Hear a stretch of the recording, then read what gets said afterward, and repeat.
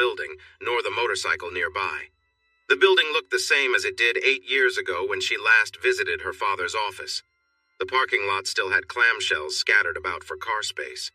The gray vinyl siding on the outside had a wide red stripe stretched across the front, but it had long faded since her last visit. The glass door was tinted, making it hard to see inside. She reached for the door with her left hand, but her gaze fell on the small diamond ring on her finger. Her heart fluttered with joy. The man she loved wanted to spend his life with her. He had asked Anne-Marie to help watch Freddie for a bit. Nicole had used a breast pump to fill a couple of bottles for him, then slipped into a pretty yellow sundress with red flowers. Fred took her to Don's seafood hut for dinner. Afterward, he surprised her with a tethered hot air balloon ride over Broussard. As she looked out over Lafayette and the countryside at sunset, she was in awe of the beautiful view. "Nicole," Fred said, wrapping his arms around her from behind. "I know I'm not the best-looking guy, and you could have someone better." "Who says that?" she replied, turning to kiss him. "I've never had anyone as wonderful as you." "Nicole, I want you, forever," he said, slowly kneeling in front of her. "So I'm asking you, will you marry me?" Nicole looked at the ring he held, then knelt down to meet his gaze. "No, baby," she said, tears beginning to fall. "I'm begging you to marry me." "Now that sounds like a yes to me," the balloon operator chuckled as Nicole and Fred held each other tightly. Anne-Marie was buzzing with excitement when they returned home. Fred had shared his plans with her. "Well?" she asked eagerly. At first she had barely tolerated Fred when she met him. "At least I'm not dating him," she thought. But seeing his love for Nicole, for their son, and for the whole family, she understood why Nicole cared for him. She realized she not only accepted him, but loved him too. "Mama, Fred asked me to marry him," Nicole exclaimed, showing off the ring. "And Nicole asked me to marry her," Fred added proudly. Sandra looked up, surprised, when Nicole entered the lobby. Chris was upset. Months of work collecting samples in Nigeria had been compromised, and they now faced a tough financial decision.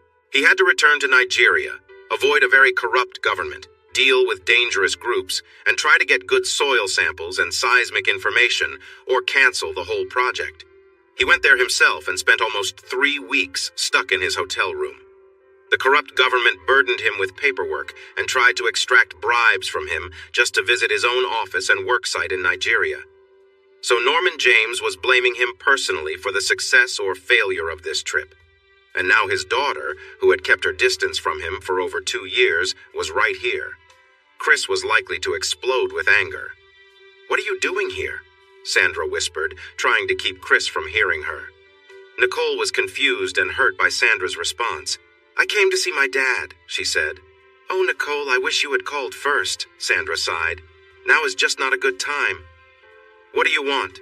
Chris asked from the doorway of his office. "Hi, Dad." Nicole smiled and nearly skipped over to him. He had changed since the last time she had seen him.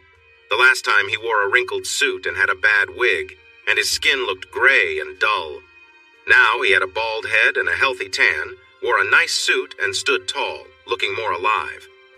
"Hi, what do you want?" he asked bluntly. I'm getting married," Nicole said, feeling hurt by his cold response. "Congratulations, but that doesn't explain why you're here," Chris said flatly. "At least talk to her," Sandra pleaded. "There's nothing to talk about. She cut me out of her life years ago. Just took me a while to realize it," Chris snapped at Sandra. "Dad?" Nicole asked, feeling sick. "What?" he replied sharply. "I'm getting married next month. His name is Fred Dumas, and I hope you'll walk me down the aisle," Nicole stammered, trying to hold back tears. "Get Tom Sampo to do it," he said, turning back to his desk. "I'm not close to him anymore," Nicole said from the doorway. "That's a shame," Chris said. "You made it clear that I'm not important to you either." "Dad, I'm sorry," Nicole said. "Me too, you selfish person," he shot back. "Me too." "Chris!" Sandra yelled. "What?" Chris shouted. "She needs to hear it. She hasn't seen me in over 2 years, and the only reason she's here now is because she wants something." He opened his desk drawer, pulled out a file, and tossed it on his desk. "In 1997, I had to give up a manager's job in Santa Barbara, California." "Why?" he continued.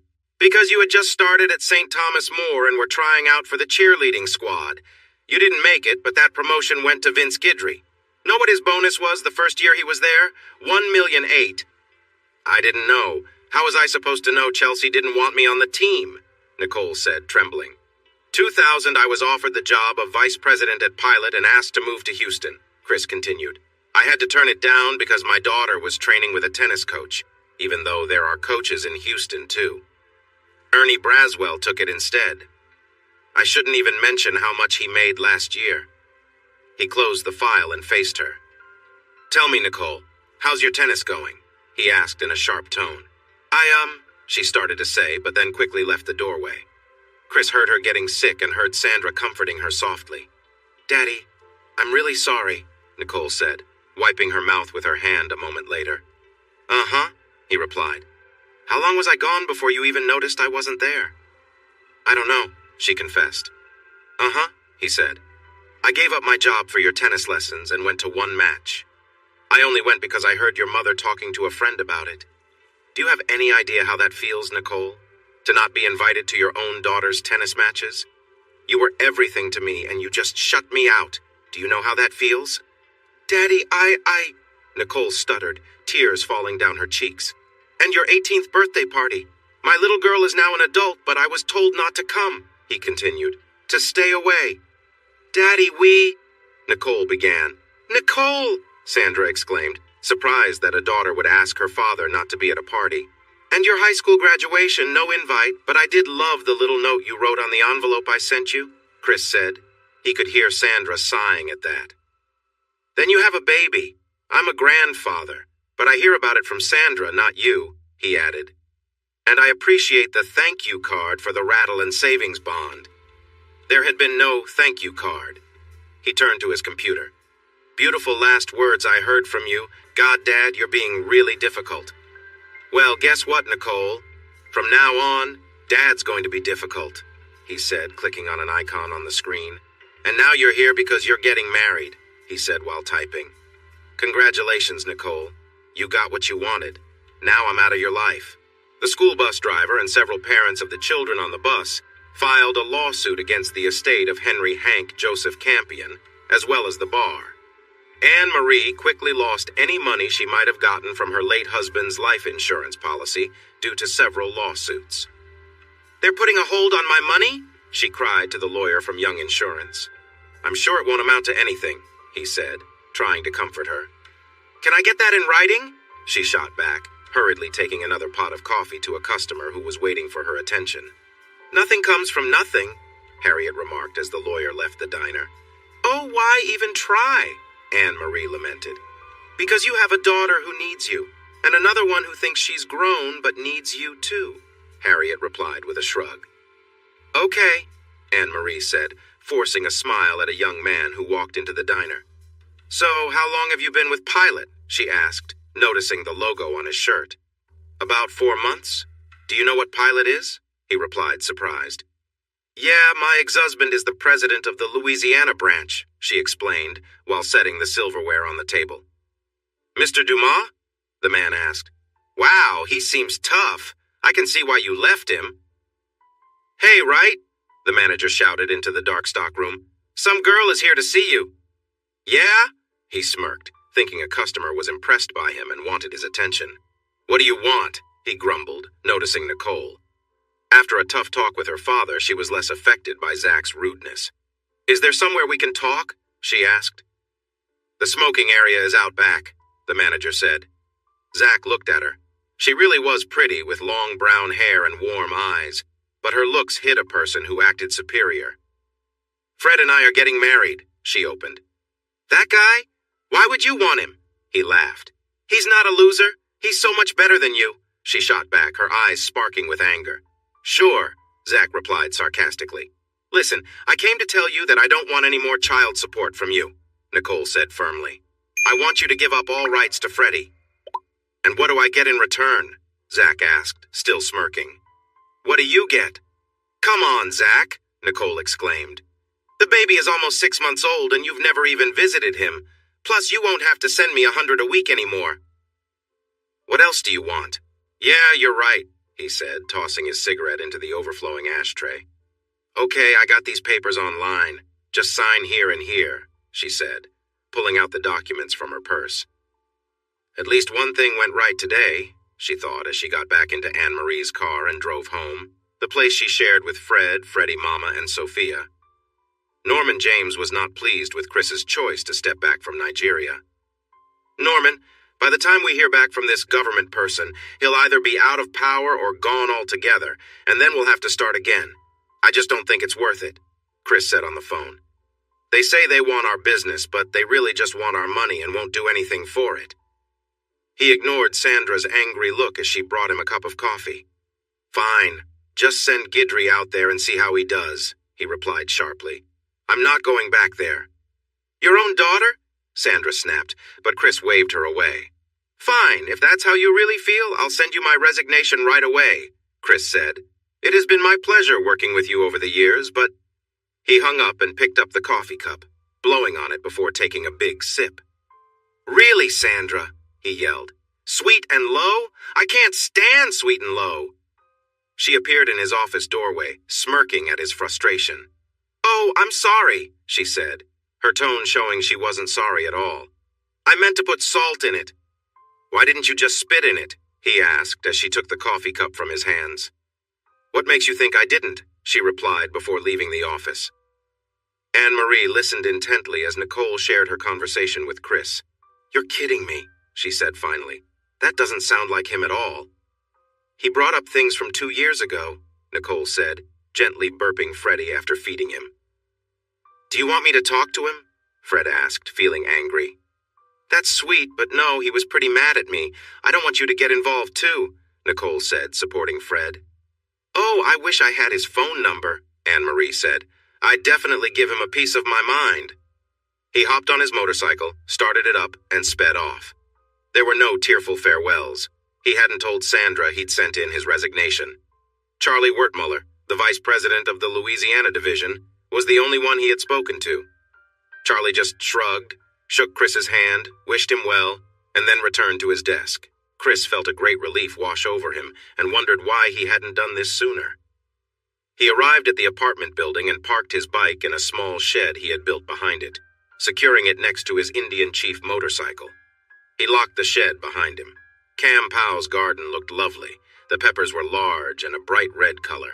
The tomatoes were heavy, pulling down the vines. The summer squash looked delicious. She had told him he could take any vegetables he wanted from her garden, but he never did. She took great care of each plant, giving all her attention to them. He smiled at the scarecrow she had made, which looked just like her. It had a cone-shaped straw hat, a loose top, and pajama bottoms fluttering gently in the wind with a stick in its hand. He entered his apartment, made himself a drink with gin and vermouth, took a sip and smiled. It was a good drink to celebrate a nice day. The visit from his daughter had cast a shadow over the day. He did not like thinking about his past. It reminded him of a time when he had tried hard to please others while neglecting his own happiness. Well, didn't it make them very happy, did it? He said out loud, feeling the drink weigh on him. Had to leave and go with someone else. And how long? Nicole, how long was I gone before you even noticed? He poured the drink down the sink and thought about what to eat for dinner, but decided he wasn't very hungry. The refrigerator was almost empty, and tomorrow was grocery day. Maybe quitting his job wasn't the best choice after all. Work had been a distraction from his constant thoughts. It had given him a place to channel his frustrations and gave him a sense of purpose. He knew people described him as a tough boss. Many of his employees did not like him and talked about him when he wasn't around. Maybe they'll like Charlie Wertmuller better, he said to himself, taking off his suit and tie and lying down on his bed. Cam Powell woke up when she heard the motorcycle start. She looked out the window and saw Missa Chris, dressed in a leather jacket and blue jeans, ride away with a duffel bag on the seat behind him. "Where is your boss?" Anne-Marie shouted as she stormed into the building. Sandra forced a smile as she pointed to Charlie's door. The man was not very impressive and had been relying on Chris for years, yet he thought he could do a better job than Chris Dumas. Sandra thought he was in for a big surprise. "What do you mean?" Anne-Marie yelled but halted when she saw a nervous Charlie Wertmuller looking at her. "Very funny," Anne-Marie yelled at Sandra. Where is Chris? I don't know, Sandra replied honestly. He sent in his resignation and left yesterday. He got on his motorcycle and rode off into the sunset. Chris resigned? Anne-Marie asked, looking shocked. By the way, I really like your short hair, Sandra said. But he loves this job, Anne-Marie exclaimed. Would you like some coffee? Sandra offered as Anne-Marie sat down in the small chair in front of her desk. Thanks, Anne-Marie replied, taking the cup. How is Sophia doing? Sandra asked. I was sorry to hear she has trouble with hearing, but they are doing so much to help. And who is this? Charlie asked sharply, standing in the doorway of his office. This is Anne-Marie Sampo, Chris's former wife, Sandra said, continuing her conversation with Anne-Marie as if Charlie wasn't there, staring at them both. A diner in Monroe, Louisiana served him weak coffee and greasy eggs. He kept an eye on his motorcycle, noticing a few people looking at it. A teenage girl even touched the handlebars before going inside and speaking to the waitress, who pointed to Chris. The girl seemed disappointed when she saw a middle-aged man having breakfast. Sorry, I'm not the tough guy you expected, Chris thought to himself, rubbing his chin. Maybe a beard would help? The girl looked like she wanted to say something, but when Chris looked at her, she blushed and hurried back inside. He's right, though, Nicole said, cleaning up Sophia's lunch. What? Fred asked, glancing away from the game show he was watching. Who's right? My daddy, Nicole signed to Sophia, showing her the sign for all done. The only time I talk is when I need something, and then I don't say anything for 2 years. She looked over at Fred, who was already dressed in his work uniform, even though his shift didn't start for 2 hours. Many employees waited to change, but he wore his uniform proudly. He was a good man. Do we have any stamps? She asked. Yeah, they're in the junk drawer, he replied. Why? I want to send some pictures of Freddie to him, she said. We have so many, right? Fred helped her find an envelope and quickly grabbed the stamps after she searched for a while. Just be quiet, she joked, taking the stamps from him. Not having her father's address, she just wrote to the office in DeGard. The diner in Allister, Missouri didn't welcome him warmly, so he watched his motorcycle even more closely. He paid the bill and stepped outside. 3 young men were hanging around while another sat on Chris's bike. Hey, get off my bike, Chris said firmly. Make me, the kid replied with a smirk, and his friends laughed. Chris responded quickly, striking the boy's face with his fist.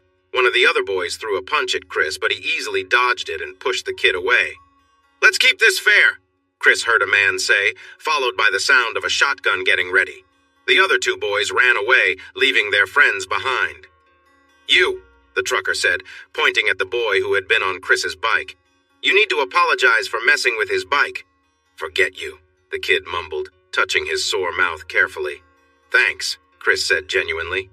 I'm a biker too, and I can't stand when kids think it's okay to just sit on bikes, the trucker said as he opened the door to his big truck.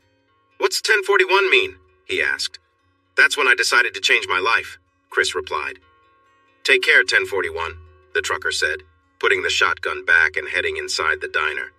My dad's a lawyer. He'll sue you, the kid with the sore mouth complained. Tell him to leave me alone, Chris said, starting his bike, spitting on the ground near the boy and driving away. He just left and Sandra can't find him. She called his phone, but he didn't pick up, Anne-Marie told Harriet. Still thinking about him, huh? Harriet asked. Anne-Marie paused, looked closely at her boss, then nodded slowly. Yeah, I guess I do. He's always been... Let me ask you, Harriet interrupted. Would you still feel this way if Mr. Wonderful hadn't hurt you? What do you mean? Anne-Marie asked. You know exactly what I mean, Harriet said with a chuckle. If Tom hadn't been such a scammer, would you still be hung up on Chris? Probably not, Anne-Marie admitted, feeling a bit embarrassed. People are waiting for their fries, Harriet reminded Anne-Marie. Let them talk, Chris thought as he rode his bike into the motel room. He placed newspapers on the floor, even though he thought a grease mark might actually improve the old carpet. He parked the bike on the papers, knowing it shouldn't leak. He took good care of it, but he didn't want the motel blaming him for any damage. His phone buzzed, reminding him that he had at least one message. There were actually 5 messages from Sandra. The first was about her disappointment in him for leaving and not telling her. The second mentioned Anne-Marie's visit. The third was her checking on him. She had stopped by his apartment during lunch, and the friendly lady there said, "Mr. Chris isn't here. He left early for a motorbike ride and didn't tell anyone where he went." The fourth and fifth messages were work-related. Norman James had refused to accept his resignation and was insisting he return to work as soon as possible. "Tough luck," Chris said with a smile. "For the first time in years, I feel relaxed." "But I bet Charlie's worried, the little brown noser," Chris said as he lay down on the hard bed. After a long day biking, he fell asleep quickly and slept well until sunlight filled the room. Out of habit, Sandra opened the envelope addressed to Chris Dumas, and then remembered he wasn't there anymore. She set it aside with the other letters she had collected for him. Curiosity got the better of her, and she glanced through several photos of Nicole, a man she didn't recognize, and a baby. She guessed the young man was likely Nicole's future husband. In the last picture, the baby was lying on his back, smiling up at the photographer. "Oh, Chris, he's adorable," she said into her headset, leaving him another message. She quickly hung up when Norman James walked into the lobby, ignoring Sandra as he headed straight to Charlie's office. Sandra couldn't help but smile when Norman confronted Charlie about one of his careless emails. "This is a professional office. When I send a professional message, I expect a professional reply, not some cheeky response," Norman shouted. "Where is Dumas?" he snapped at Sandra. "Canada, last I heard," Sandra replied with a shrug. "Toronto, I think." "Bring him back here immediately," Norman ordered. "I tried. He said no," Sandra replied with a shrug. "No? Really?" Norman shouted, growing more frustrated. "That's what he said," Sandra said, watching as Norman's face turned even redder. "I don't care what it takes. You get him back here now," he yelled at her. "Tell him no. Better yet, put him on," Chris said with a smile as Sandra passed on the message. "Dumas, you have 24 hours to come back or—" Norman threatened. "What are you going to do? Fire me?" Chris laughed. "I've got about 7 months of vacation saved. How about I take a month off and then come back for a 20% raise?" 20? Norman asked. "You'll be lucky to get." 25, and it goes up each time you argue with me," Chris said. 20? Norman agreed. "And Sandra gets a 20% raise, too. You need to get Charlie Wertmuller away from me. I don't care if you take him to Houston, Nigeria, or Mexico City, just as long as I don't have to deal with him or his complaining wife again. Also, William Kennedy will take Charlie's old job. See you in August," Chris said, and hung up. Sandra felt a big wave of anger as she sat and watched the wedding at the gazebo in the condo complex. Now and then, Nicole would glance around, and Sandra saw a few tears roll down the girl's cheeks. When Chris returned, she planned to confront him about leaving his daughter like that. Sweet William sat beside her husband, Jimmy, and Sandra had to suppress a laugh. The large man, almost like a giant, was using a handkerchief to wipe his eyes as he watched little Nicole exchange her vows. "I am so upset with your father," Sandra said to Nicole at the small reception in the condo clubhouse. "Don't be," Nicole replied. "I've been letting him know for years that I don't care. I guess he's just showing me he doesn't care either." "That's not right," Anne-Marie added. "Mom, we've talked about this," Nicole replied, then laughed when Sophia's eyes lit up at the wedding cake, and the little girl began singing Happy Birthday to me. No, silly girl, it's not a birthday," she laughed and took Sophia over to the cake. "This cake is for the wedding," she signed to the girl. "I guess we better cut the cake before it gets chaotic, huh?" Fred said as he brought Freddie over, watching Sophia struggle to reach the large wedding cake. Everyone, Nicole called out over the DJ's music. "Change of plans. My sister wants cake, so we're cutting it now, okay?" "Chris would be really proud of his little girl," Sweet William said to Sandra. "Look at how caring she is with her sister." He was at a casino in Toronto that promised to bring Las Vegas to Canada when it struck him. He had never been to Las Vegas. Anne-Marie and her mother had gone many times for Mother's Day weekends, and when Nicole got older, the two women promised to take her along, but Chris had never been. Caesar's Palace, with its fountains, caught his interest. He remembered Evil Knievel trying to jump those very fountains, then recalled Robbie Knievel succeeding where his father had not. The small bar claimed to have everything, so he shrugged and stepped into the cool calm of the bar. The women there seemed young and nice-looking. He was aware of that. The old man was not getting all the attention because he was the best-looking person they had ever seen. They were more interested in the money in his wallet. "I have a modified Harley," he told Diamond when she noticed his helmet and asked about his bike. "Can you give me a ride?" she asked, leaning closer to him. "I finish work in an hour. My roommate already left." "Sure," he said, quickly choosing to drink soda instead of beer. Diamond was a tall brunette, looking a little worn out as if she had been doing this for a long time. When she came back, she wore tight blue jeans and a short top that showed off her figure. Suddenly, a stout man shouted, "What are you doing with my girlfriend?" He stood by Chris's motorcycle. Diamond gasped and moved closer to Chris, blocking his right arm. The stout man held a pipe. "Looks like you've done this before," Chris said, noticing Diamond clinging to him. He pushed his elbow back, trying to hit Diamond's stomach, but instead, he accidentally hit her ribs. She cried out in pain and fell to the ground. He then targeted the man's knee with his foot. His kick connected, and the man fell down. "Las Vegas Police Department," said an operator in a mechanical voice. "What is your emergency?" Chris realized that Glenda and David Falcone had clearly done this kind of thing before. He guessed this since the man was waiting right by his motorcycle, the only modified Harley around. Usually, Glenda would charm a client into giving her a ride, then call her brother.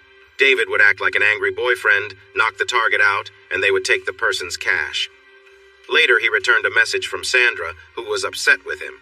"And what could be more important than watching your daughter get married?" she demanded over the phone. "Fighting crime in Las Vegas," he chuckled. "Well, Mr. Smarty Pants," Sandra replied sharply, "you gave the bride and groom all those kitchen gifts." "That was very generous of me," he said casually. "Yes, almost as generous as the $5,000 you gave them," she pointed out. "5,000!" he exclaimed in shock. "Come on, Sandra." "Could have been less if you had been there," she said, ending the call. Meanwhile, another exploration company secured a contract with the Nigerian government, beating out PD. Norman James was very angry about their losses until the other company's workers were attacked by terrorists for working with the American devil. No one in Nigeria wanted to work for the American company, and the other company lost a lot of money. However, he didn't tell Chris that he was right to suggest not moving forward with the project.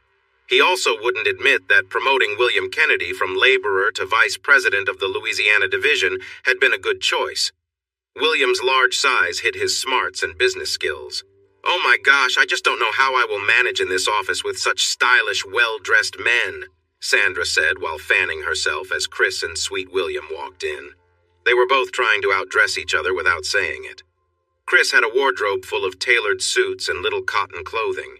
He favored silk for his undergarments, and his shirts and ties were bright and colorful. Sweet William had a hard time finding clothes that fit his size but made the best of what he could find. "Just do your best," Chris smiled as he entered his office. Sandra had happily cleaned out everything Charlie left behind when he left, and put Chris's awards in new frames on the wall behind his desk. Photos of Freddie and Nicole's wedding were framed and placed right in front of Chris's desk, so he could see his daughter and grandson every time he looked up. He laughed when he tried to take the photos down and found that Sandra had glued them to the wall. "Oh, here's another one," Sandra said as she entered Chris's office, putting up a new framed picture of Freddie. "This is from his first birthday. Isn't he cute?" Chris looked up from the latest charts showing the path of a strong hurricane and squinted at the new picture. The little boy's face was covered with chocolate ice cream and birthday cake. "Wow, if he had any more chocolate on his face, people might think he's one of Sweet William's kids," Chris joked as he returned to his work. "Oh, no way, he isn't that cute," William replied, entering Chris's office in a bright orange sweatsuit. "Why do you wear that?" Chris asked, shielding his eyes from the color. "So no one messes with me," Sweet William said. "No more long runs like yesterday," Sandra warned. The day before, both men had gone for a run together. Neither wanted to admit they were tired, so they just kept going.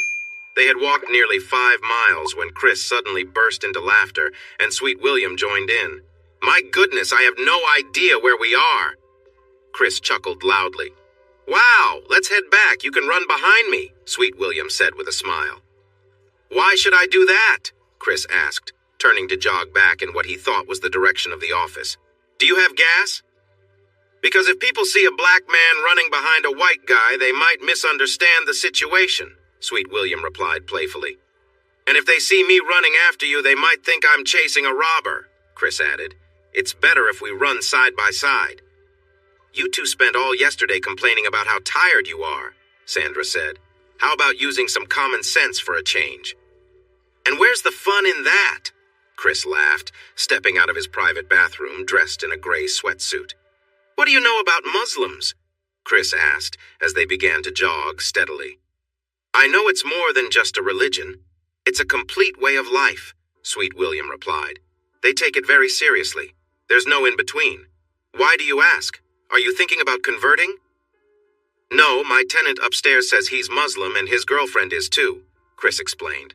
Aman Cabrera was the name he went by. It means scholar of integrity, he said with pride as he and Alicia Scanduro looked around apartment 3. I study the Quran. It's not just reading, it's studying. Okay, Chris said, not really interested in the name's meaning. Both were in their early to mid-20s but had little else in common. Aman was energetic and expressive, while Alicia was petite with pale skin and appeared quite fragile, even though she looked several months pregnant. She was quiet, keeping her head down. You are a queen, Aman proclaimed. Is this place fit for such a queen? I guess it's okay, she replied with a slight shrug. No, don't say I guess, he insisted. My queen deserves the best. Will she be happy here? Yeah, of all the places we've seen, this is the nicest, Alicia said, looking up for a brief moment. Chris noticed her delicate features. She was strikingly beautiful. Her light brown eyes sparkled, and her small nose complemented her lovely pout, even if her expression seemed muted. Her long hair had light streaks of blonde. She quickly looked down when she saw Chris watching her. Aman filled out the lease application with flair. Everything he did felt dramatic. Chris handed him one set of keys and turned to give the other set to Alicia. Aman quickly took the keys from his hand. Muslim women can't touch any man who isn't their husband or father, Aman explained. Are you Muslim too? Chris asked Alicia. I am, Aman replied briefly. Muslim or not, that kid is loud, Chris said. When he starts his car, it shakes the ground from that music. That's not about being Muslim. That's just a kid who doesn't care about anyone, Sweet William said as he turned to go back to the office. I've seen others act like that too. Oh, come on, you Baptist, Chris laughed. Want to know why you take two Baptists fishing? Sweet William asked. Why? Chris responded, walking alongside him. So they don't drink all your beer, Sweet William joked, and they both laughed. And I thought Muslims don't drink, Chris pondered aloud. They don't. At least the Muslims I know don't. It's against their beliefs, Sweet William affirmed. That's why in Iraq and Kuwait the liquor stores are run by Christians. Muslims stay away from alcohol. Well, every time he throws something into the dumpster, it makes a lot of noise, like beer bottles, Chris remarked. I doubt he drinks just apple juice. And he's living with his girlfriend? Sweet William asked. Yeah, a nice young woman, and she's about 6 months pregnant, Chris replied. Huh, Sweet William said. That doesn't seem right. Relationships outside of marriage are not allowed for Muslims. Should I call someone about it? Chris joked. Nah, he's busy hiding out, Sweet William laughed, speeding up just to tease Chris. Anne-Marie realized that with what she was paying in rent, she could instead buy a condominium. When number 1112 became available, she bought it and put it in Nicole's name. That lawyer was still around. Fred didn't say it, but he was glad to have his living room back. He appreciated being able to walk around at home without worrying about his appearance. The first thing I'm going to do is relax right here, he whispered to Nicole. Right on this couch. Stop it, she giggled and playfully pushed him away. Do you want me to watch Freddie so you can have some time alone together? Anne-Marie asked as she carried a box of toys down the stairs. You will leave some of her things here, right? Nicole asked, a bit worried. She wanted to have time with her husband but feared losing Sophia. Yes, dear.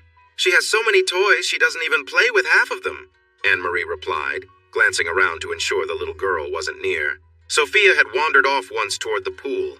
She really loved the pool. To reach the swimming pool, she usually went through the parking lot for a short distance. This was fine when Nicole, Fred, or Mommy were with her because they looked out for cars. But when she was by herself, it was risky since she couldn't hear any cars coming. Anne-Marie yelled when she realized the child had gotten out. Fred jumped up and ran out of the condo to find the child. Anne-Marie was almost in a panic when Fred came back, holding the upset child. So, do you want me to watch Freddie? Anne-Marie asked. Yes, Fred replied. Nicole hesitated, then agreed. Chris clenched his fists. He could hear loud music, which he didn't enjoy as he turned off his motorcycle. It seemed Aman was starting his weekend early. Chris picked up an empty box and tossed it into the dumpster, the name Coors Light printed on it. Muslim, huh? He scoffed. 2 hours later, Chris had a terrible headache from the constant thumping of Aman's music. He went upstairs and knocked loudly on the door of apartment 3. A drunk Aman opened the door and glared at Chris. What? He demanded. Could you turn that down a bit? Chris asked firmly. Why, is someone complaining? Aman asked. Yes, I am, Chris said. Aman looked surprised to learn Chris lived below him, then shut the door but turned the music down a little. Chris knocked again. What? Aman shouted. Lower it more, I'm tired and want to sleep, Chris said. I have the right to play my music, Aman argued, getting close to Chris. Back off now or you'll regret it, Chris replied, standing his ground. You can play your music, but not if it disturbs my peace. Aman, please, Alicia said gently. What? Aman shouted at her. You're on his side? No, I just want some quiet too, she said softly. All of you are disrespecting me in my own home, Aman muttered as he trudged over to the stereo and turned it off. That's not how you should speak to someone, Chris said as he walked away. Anne-Marie listened closely. There was no noise coming from the children's room. A quick look inside showed they were both fast asleep. She left the door open just in case they woke up and hurried down the hall to her bedroom. Her bed felt wonderful. She lay down and enjoyed the soft sheets against her skin. A moment later, she carefully took off her clothes and lay on the soft sheets. As she looked down at herself, she noticed that she wasn't the same slim woman she had been 3 years ago. Having a baby changes things, she said to herself, explaining the little extra weight she now had. Her figure wasn't as firm as it used to be. There were also several small marks on her pale skin. She reached down to touch her body gently. She felt a sense of warmth growing inside her and focused on the feeling, taking her time. When her stomach felt tight and ready for release, she quickly opened her nightstand drawer and pulled out a device she liked to use. Okay, here we go, she whispered as the feeling washed over her. She enjoyed it a few more times, feeling free to make noise without worrying about being overheard. It's the 3rd of the month, Chris said cheerfully. Yeah, about that, Aman replied, avoiding Chris's gaze. We had an unexpected expense come up, you know. But rent is something you expect, right? Chris replied. Right.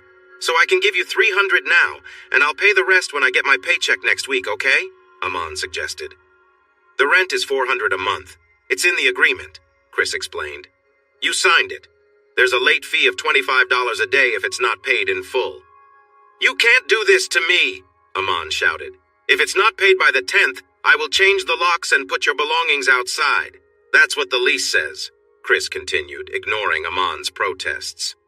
Chris turned and went back downstairs, not listening to Aman anymore. He made himself a meal with some crawfish that Cam Pow had given him, along with her rent payment. He was glad he had taken the cooking class, since he felt like cooking Chinese tonight, even though crawfish could also be used in Cajun or Mexican dishes. As he cooked, he could hear Aman above, talking loudly. He couldn't catch what Alicia was saying, which wasn't surprising because he rarely heard her. But Aman was growing louder, even though Chris couldn't understand his words.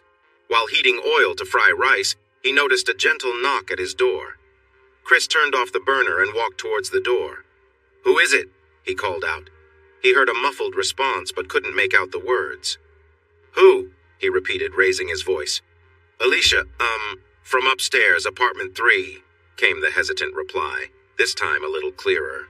Sighing, he opened the door just a crack, keeping the security chain on. He wasn't taking any chances, just in case this was some kind of trick.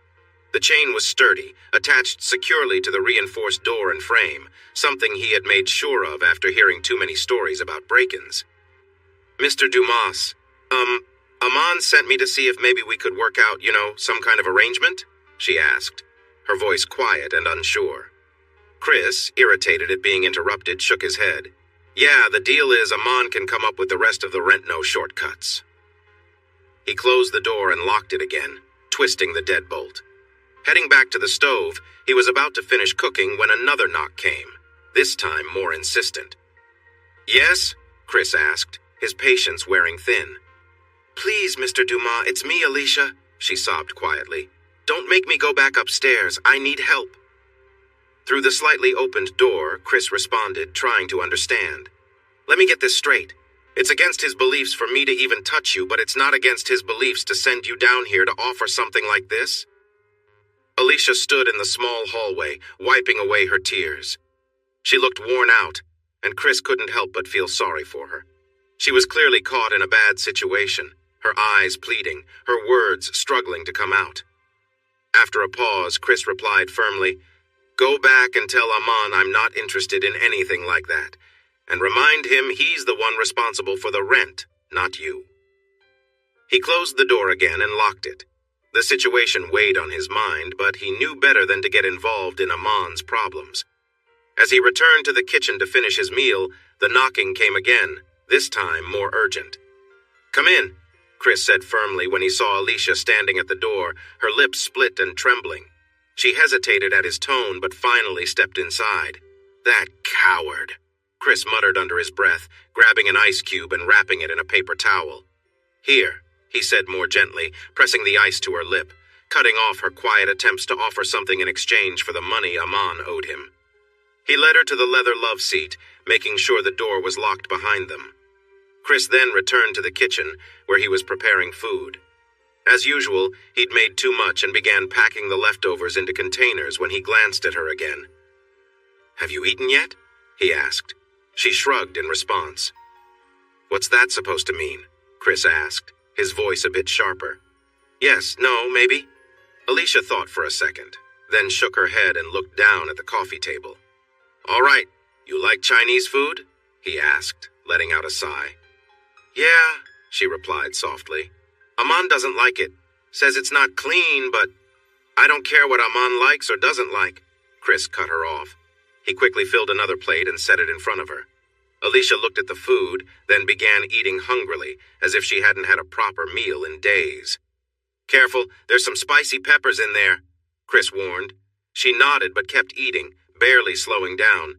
After a few minutes, she looked up and asked, "Can I use your bathroom?" "Yeah, you know where it is," Chris said, watching her rush down the hall. The bathroom door remained open as she went inside, which made him smile a little. It reminded him of someone else, Nikki, who had a habit of doing the same thing, keeping the conversation going even while in the bathroom. Chris heard Alicia sigh, followed by the sound of the toilet flushing. Moments later, she came back to the table and sat down, resuming her meal. "I like your toilet paper, Mr. Dumas," she said with a small grin, then kept eating. Chris chuckled, remembering his manners. "Oh, sorry. What do you want to drink?" "I don't know. What do you have?" Alicia asked. "Please, just call me Chris," he said. "Let's see. I've got wine, beer, and some orange juice." "Can I have the wine?" she asked. Chris hesitated. "Aren't you pregnant?" "A little wine is fine. That's what the clinic told me," Alicia explained. But she also knew that the wine would help her feel braver. If Chris didn't let her work out a deal for the rent Aman owed, she wasn't sure what Aman would do next. He had been hitting her since they started dating. Then he would say he was sorry and promise not to do it again. This time was different. He did it hard enough to draw blood, and this time he didn't say he was sorry. She took a sip of her dry white wine, which paired nicely with the crawfish. "This is good," she said, referring to both the food and the wine.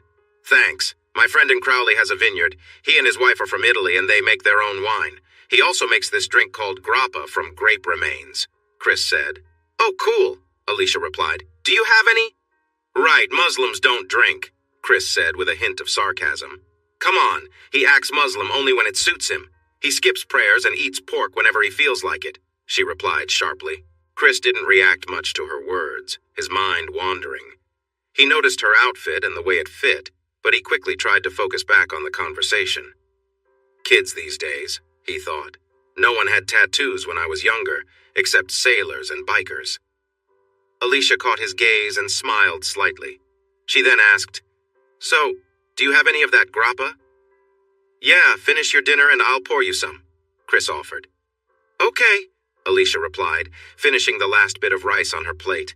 He found the small shot glasses, grabbed the bottle, and poured 2 shots. "Want to make a toast?" she asked. "You're the guest. You go ahead," he smiled back. "To love," she said simply. They clinked their glasses and drank the liquor. "Wow, that's strong," she coughed, then laughed. "That's some stuff." "Definitely," he agreed, enjoying the taste. He cleaned up the dishes and put them in the small dishwasher. "Mr. Chris?" Alicia asked quietly. "Yes," he replied, preparing for a serious discussion. "Please, I need to talk about Aman. Can we work something out?" she pleaded. "Alicia, I've made it clear," Chris said with a sigh, grabbing a sponge to wipe the counter. "I told him what to expect, and he read the lease before signing it, right?" "Yeah, but then we had that issue come up," Alicia mumbled. "That's what I wanted to discuss," Chris said, turning to face her. She wasn't looking at him. Instead, she was fiddling with her shirt, seeming to lose focus on the conversation. She looked down at the table, staring at the empty shot glass. "Please stop that," he said with a smile, placing his hand over hers. "It's hard to think when you keep teasing me." "Like this?" she asked playfully, lifting her shirt slightly. "I like it," he replied honestly. "But about that unexpected cost, what was it?" "His dumb subwoofer broke," she replied angrily. "Oh, baby, I need my music. It's not the same without the bass." "Am I just supposed to wait for my rent because he needs his music fixed?" Chris asked, frustrated. "Uh-huh," Alicia said, realizing she might have said too much. Aman would not be happy. "Come on," Chris sighed and reached out to help her up. "Are we going to do it?" Alicia asked, sounding hopeful. "What? No, you're going to go tell him if he gets me the 100 tomorrow, I won't charge him the late fee," Chris said. "He'd rather not pay the 100, Alicia said. "And I'd rather not listen to his awful music, you know," Chris replied. "Thanks, mister." "Chris," Alicia said softly, giving him a quick kiss before leaving his apartment. He locked the door behind her and hurried to the bathroom, but didn't make it in time. He wondered what she had tattooed on her back. The large letters were almost visible through her shirt. It wasn't just the long hours. Anne-Marie felt tired even on her days off. Lately, carrying the heavy tray to the tables had become more challenging. "You look a bit worn out," Harriet said to Anne-Marie. "Yeah, I just don't know what's wrong with me," Anne-Marie replied. "I wake up feeling even more tired. Poor Nicole has to look after Sophia even when I'm home." "Aw, poor thing," Harriet teased, "and we all know how much she loves doing that." "Shut up," Anne-Marie laughed. "At least you have a babysitter nearby," Harriet smiled. "My boys would rather fight than help each other. Thank goodness for the military. Uncle Sam can look after them now." Anne-Marie forced a smile as George walked in. He was a regular and often asked her out. She liked the idea of dating and wished for someone to hold her close. George, however, was quite heavy and didn't always look after himself. "You know, I looked everywhere on this menu and your phone number isn't on here," George said when Anne-Marie asked what he wanted. "And it won't be. What do you want to eat?" Anne-Marie asked, suddenly feeling dizzy. "You okay?" "Do you need to sit down?" George asked, worried. "Hey, look," Aman said, fidgeting as Chris walked toward the mailboxes. "I thought we had a deal." "We do. I rent you a place, you pay the rent, and everybody's happy," Chris replied, checking his mail. "Right, but Alicia was at your place all night. All I get for that is no late fee? That's not fair," Aman said, upset. "Yeah, you're right, that isn't fair," Chris said. "So now you owe me the late fee. Happy?" "No way! I let you be with my girlfriend, and you're still going to charge me," Aman complained. "Listen, Aman," Chris said tightly. "I did not do anything with your girlfriend. Her name is not on the lease, yours is. Pay the rent. She was at your place all night, and you're saying nothing happened?" Aman scoffed. "Keep this up, and tomorrow's rent goes up even more," Chris warned, and shut the door in Aman's face. Chris clenched his jaw, hearing Aman yell upstairs. Aman's loud voice drowned out Alicia's soft replies. Then he heard a door slam, followed by silence. He nearly smiled when a soft knock came at his door. Looking through the peephole, he saw it wasn't Aman. "Yes?" he asked as he opened the door. "Mr. Chris," Alicia said. "Can we talk?" She fumbled her words. "Have you eaten?" he asked as he opened the door wider. "No, sir," she said, and took a seat at his small table with gratitude. She wore the same clothes as before. Chris noticed she might not have many outfits, especially maternity ones. "What are your tattoos of?" he asked. "The last girl I saw with tattoos had dragons." It's easier if I show you," she stuttered, her cheeks turning red. "No need for that," he said quickly while placing a plate of Salisbury steak, mashed potatoes, and green beans in front of her. "Would you like some wine?" "Yes, please," she replied with a smile. He poured her a generous glass of red wine from a friend's collection. She sipped it with appreciation. "Aman doesn't drink anything but beer," she said, "and he counts them to make sure I don't drink too much." "I'm not Aman," he said as he sat at the table with her. "I know," she said, placing her hand on his leg. He didn't move her hand but also didn't push it away. "This is really good," she said between bites. Chris poured the drinks as Alicia looked around. "Did you cook this?" she asked with a grin. "Do you see anyone else here?" He replied with a smile, and she laughed at herself. "To love," she said, raising her glass. "Amen," Chris said as they clinked their glasses together, sharing a moment of lightheartedness. Then, unexpectedly, Alicia pulled off her tank top, revealing several tattoos across her body. Chris's eyes widened in surprise. The tattoos were harsh and insulting, with words like dumb and ugly marking her body. She turned around to show more, exposing even more words across her back and legs. "Who made you get those?" Chris asked, stunned. "You think I wanted this?" Alicia snapped, angry at the thought. "No, I was in love, or at least I thought I was." She pulled her shorts back up, but then paused. "You want them on or off?" she asked. Chris hesitated before answering. "I think it's better if you put them back on." Alicia gave a small smile, though Chris noticed for the first time that she was missing a few teeth. She sat back down, her expression a mix of frustration and resignation. "Let me tell you something," she said.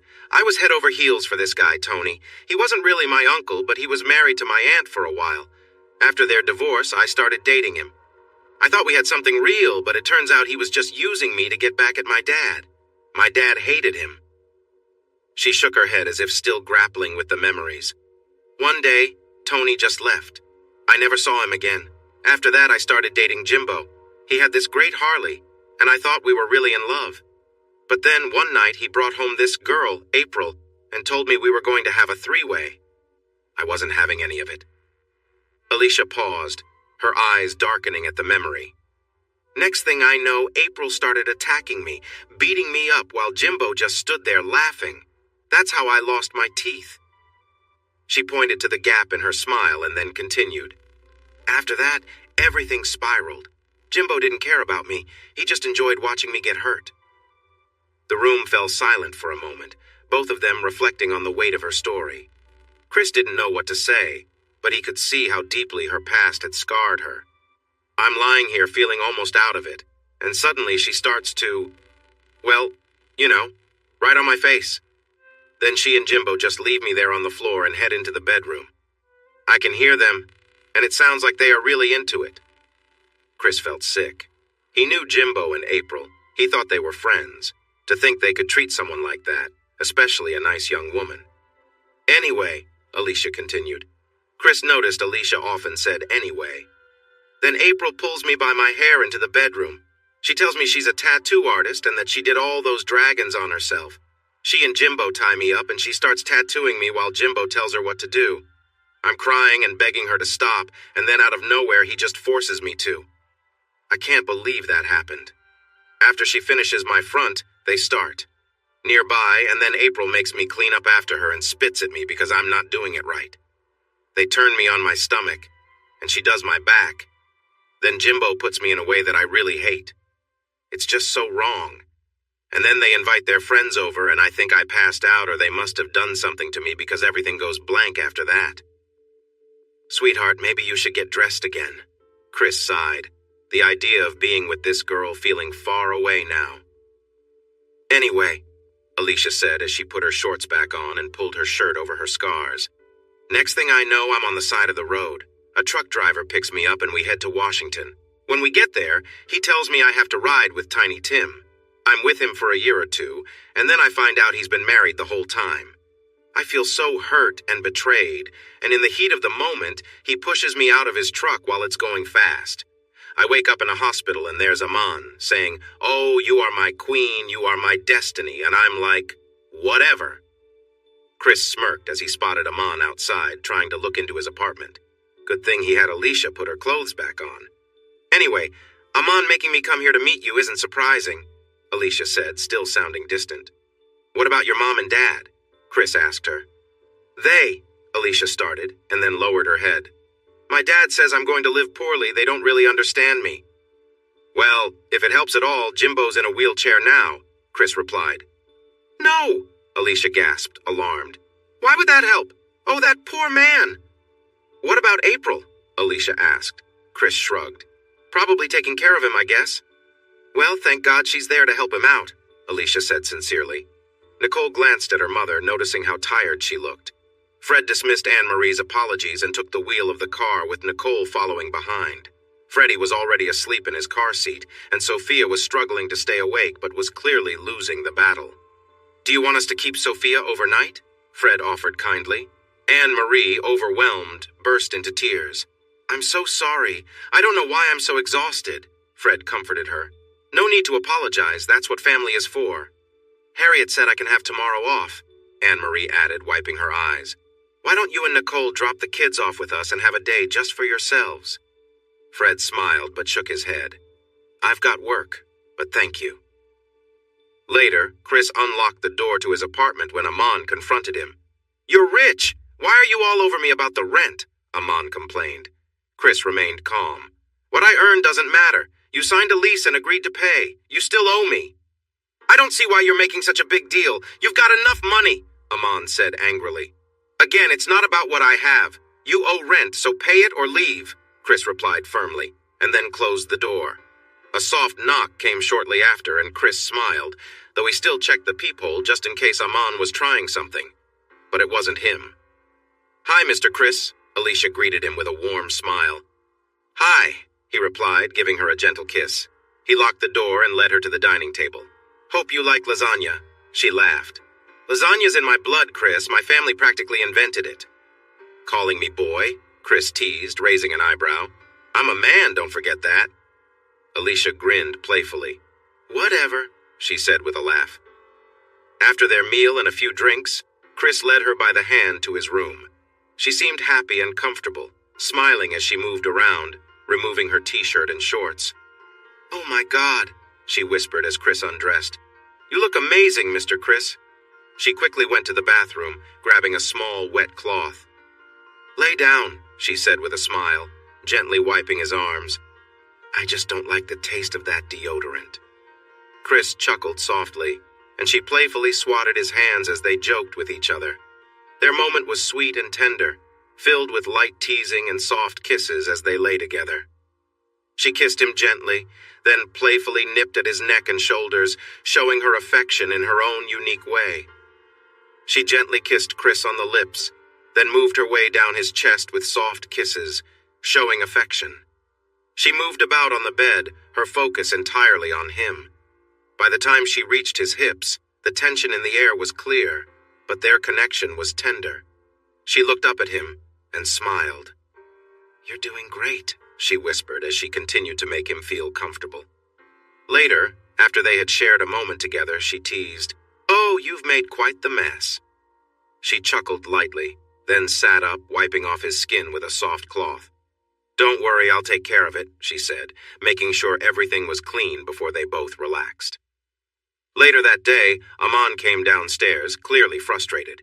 He threw a crumpled $100 bill into Chris's hand. "Here," Aman snapped.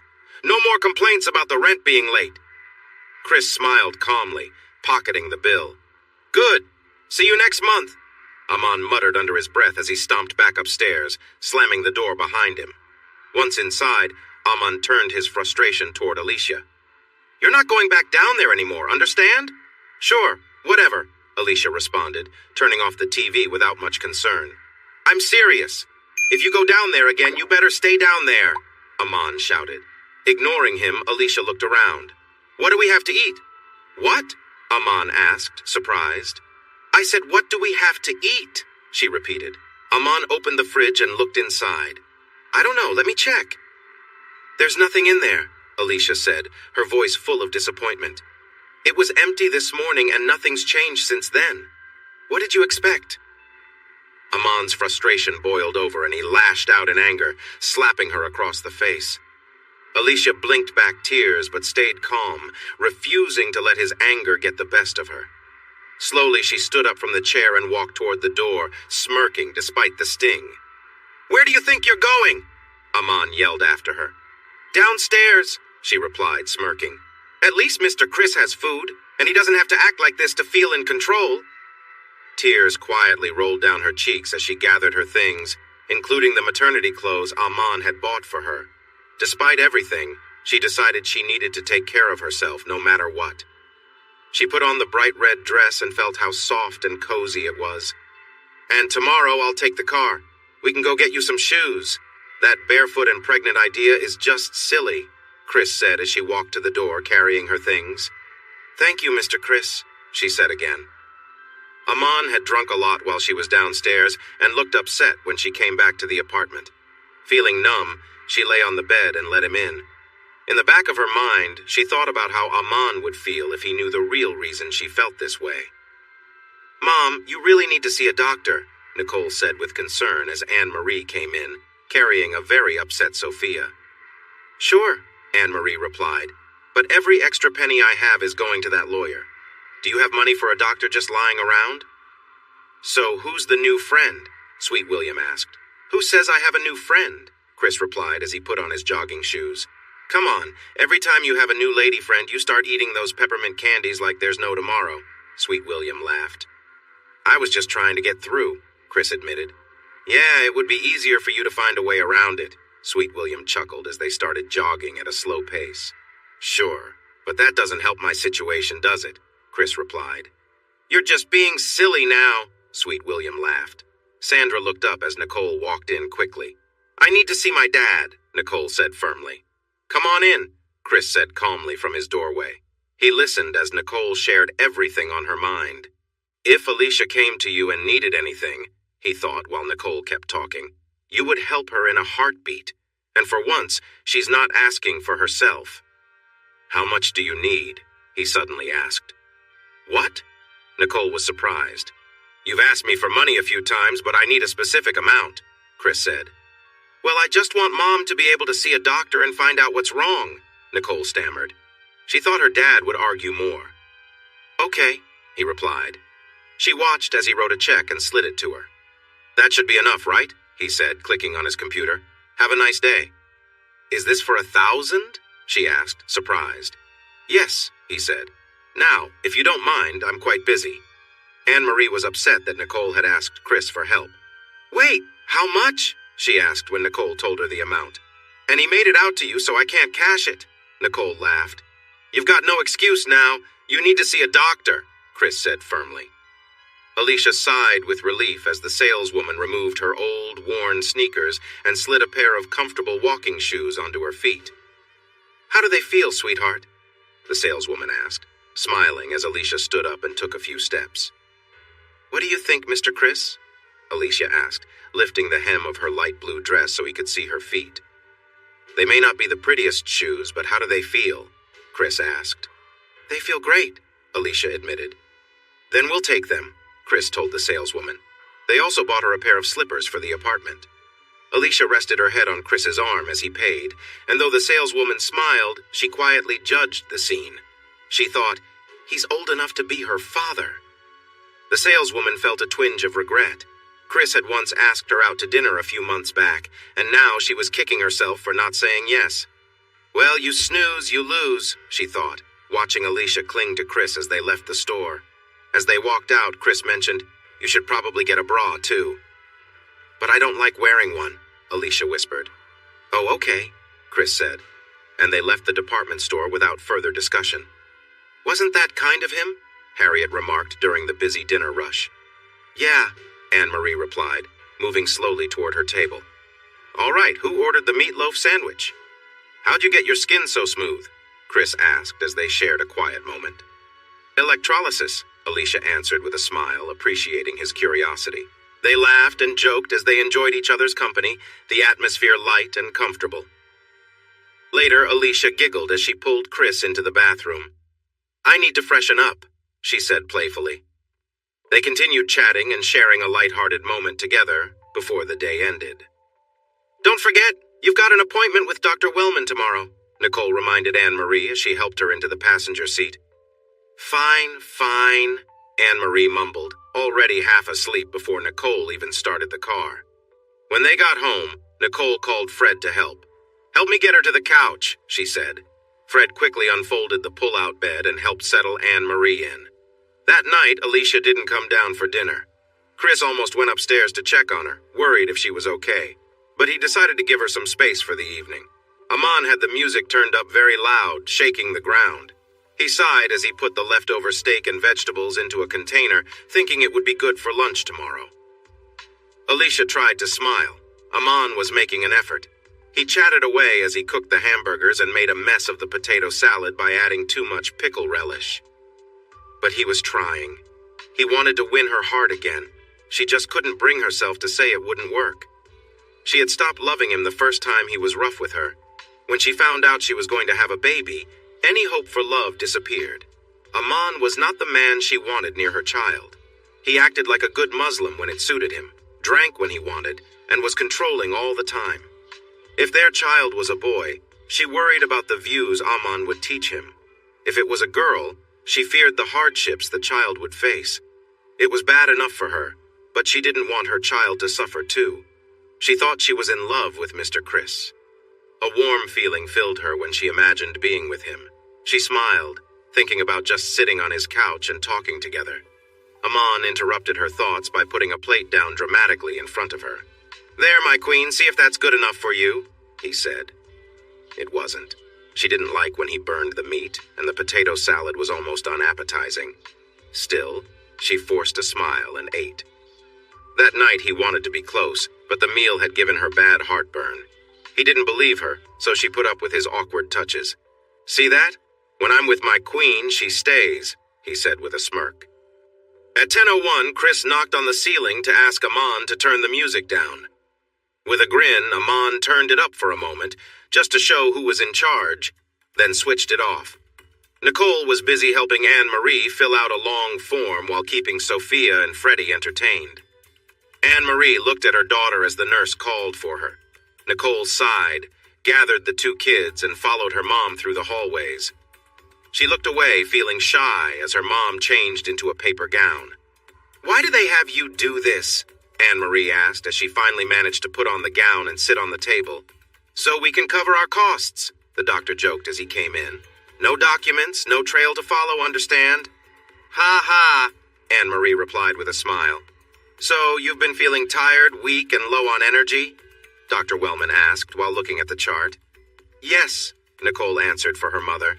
"Some mornings she can't even get out of bed alone and can't drive anymore. She just doesn't have the strength." "And you're a waitress at— Oh, I love that place," Dr. Wellman exclaimed. "I knew I recognized you." Anne-Marie laughed. Yes, that place isn't the healthiest." Dr. Wellman chuckled. "But I can't resist it. I just love going there." He did the usual checkup and then ordered some blood tests. "I know you want quick answers," he said kindly. "I could give you a booster shot. In fact, why don't I do that? But I really want to wait for the lab results first, okay?" "Okay," Anne-Marie agreed.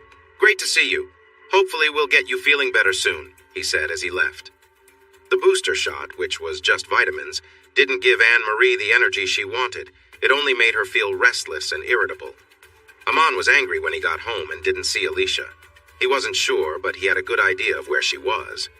"Oh, God," Alicia sighed as she knelt next to Mr. Chris. "Want me to stop?" he joked. No, she replied, feeling overwhelmed. "Are you sure?" he teased. "Oh, come on," she exclaimed. "Okay if I must," he said playfully and moved behind her. She gasped with surprise as he lifted her easily and carried her into the kitchen. "I've always wanted to do this," he whispered, before setting her on the counter. "Yes," she sighed. She wrapped her arms around him and shared kisses as he moved closer, then pulled back. "You are amazing," she whispered to him. "Not as amazing as you," he replied softly. Anne-Marie, Fred said as they sat at the table eating dinner. I've been talking to Nicole, and we think it's best if you sold that condo and moved back here. I know you like having your own place, but it's not really... Okay, Anne-Marie said, too tired to argue. She would call the real estate agent on Monday. The agent had mentioned visiting from time to time, but Anne-Marie wasn't interested in that. However, she was sure the agent would be happy to hear from her. They didn't say anything as she slowly went upstairs and entered apartment 3. She stumbled slowly to the bathroom and took off her pretty lacy top and blue jeans before starting the shower. After she finished, she put on the soft nightgown and fuzzy slippers Mr. Chris had given her and shuffled out of the bathroom. He was still on the old couch, looking at her with tired eyes. The many beer bottles around him showed he had been drinking a lot, but he was still aware enough to cause trouble if he wanted to. If you're going to hurt me, just do it quickly, she said, feeling defeated. He stayed still, and after a long pause, she sighed and lay down on the uneven bed, trying to find a comfortable position before finally drifting off to sleep. Dr. Horace Wellman sighed deeply as he looked at the test results again. He would wait for the official report from the lab, but he already had a good idea of what it would say. It doesn't seem fair, but I have to accept it, he said out loud. Julie, his nurse, gently rubbed his back and then patted his shoulder. You need to eat. It's not good for you to skip meals like this, she reminded him. Always reminding me, he said with a smile. And what would you tell your patients? She asked. Good nutrition is as important as breathing and drinking, he replied, standing up. Even more important than exercise. You could do a lot of push-ups, but it won't help if you're only eating junk food. How's that? Very true, she agreed. Now let's get something to eat. Wait, let me make sure I heard you right, Sweet William said as they eased into a steady pace. You're seeing someone else's partner? Yeah, the kid upstairs, Chris admitted. That loud guy from upstairs? Yeah, the same one, Sweet William replied. Isn't that part of what caused the problems between you and Anne-Marie? She cheated on you, so why are you doing the same with someone else's girlfriend? Hey, I didn't ask for this. He sent her down here because he owed me rent, Chris explained. So it's okay if it's someone else's girl, but it's not okay if it's yours, huh? William remarked. Man, forget it. I shouldn't have told you anything, Chris said, clearly frustrated. Aman stopped by his grandmother's house after work. Hey, Jordan, his brother greeted him. How many times do I have to tell you? In the Nation of Islam, I go by Aman, he snapped. Whatever, man. You were born Jordan, and that's who you'll always be, Jerome shot back. I need to talk to you, Aman said, nodding toward the back of the house. Still with that girl? Jerome asked. Man, come on, Aman replied, annoyed. Jerome laughed. If you get tired of her, send her my way. Alicia kissed Chris goodbye and promised to be back in 30 minutes for dinner. I've got a surprise for you, she said with a grin. I'll bring it down in a bit, okay? Sounds good, Chris replied, exchanging a few more quick kisses with her before she left. As she drizzled chocolate syrup onto a bundt cake, she daydreamed about making dinner extra special for Chris. But Chris's peaceful evening was interrupted by a loud knock at the door. He sighed as he opened it to find Aman, clearly under the influence of something. Yeah, that's right, Aman muttered aggressively, a wild look in his eyes. Before Chris could react, he saw the gun in Aman's hand. Without hesitation, Chris slammed the door shut just as Aman squeezed the trigger. The gunshot echoed through the small hallway, the sound deafening. Chris dived into the closet, heart racing, as bullets tore through his door and ricocheted around the room. Shaking, he grabbed his phone and frantically dialed 911. Alicia, hearing the shots from upstairs, rushed out of her apartment, peeking over the banister to see what was happening. Her heart sank when she saw Aman firing at Chris's door, though she couldn't tell if Chris had been hurt. Aman, noticing her, pointed the gun upward and fired again. Alicia screamed and quickly retreated, slamming her door behind her. The noise rang in her ears, fear gripping her as she wondered what might happen next. Meanwhile, Aman, with a twisted grin of satisfaction, turned and walked away, pleased with the chaos he had caused. He would go up there soon to help her, once and for all. Kan Pao heard loud explosions as the soldiers destroyed the hospital. No more, she promised and grabbed her stick. No more. I will fight until my last breath. Aman heard a door open behind him and a frightened woman yelling in a language he didn't understand.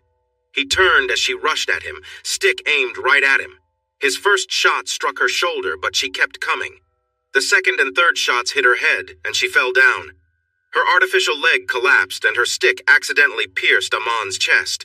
Blood began to spray around the small hallway. "Brother, help me," he gasped, looking up at the police officer nearby. Jordan Kirkpatrick, also known as Aman Cabrera, passed away on the way to the University Medical Center, the same hospital where he worked. Nicole kept Sophia and Freddie company as they waited. At last, Julie arrived and called for Anne-Marie. "Miss Campion, I'm very sorry," Dr. Wellman said earnestly. Nicole and Anne-Marie listened as he spoke about making Anne-Marie's remaining time comfortable and how sorry he was that the illness was tough to treat for someone her age. His words didn't seem to make sense to either of them. "But I just turned 40, Anne-Marie exclaimed. 41, Mama, Nicole gently reminded her. Really? Anne-Marie asked, still struggling to understand what Dr. Wellman was saying. I know I'm giving you difficult news, Dr. Wellman told Nicole. She could see honesty in his eyes and nodded in thanks. How long do we have? Nicole finally asked. Not more than a year, he estimated. But realistically, I'd be surprised if you make it another 6 months. And what should I do now? Nicole asked him over her mother's loud cries. Jordan's family came to his apartment trying to take everything they could, furniture, stereo, and cookware, claiming it belonged to them. Jerome even tried to get too close to Alicia while their grandmother said nothing. What is happening here? Chris asked angrily from the doorway. Oh, no, he replied.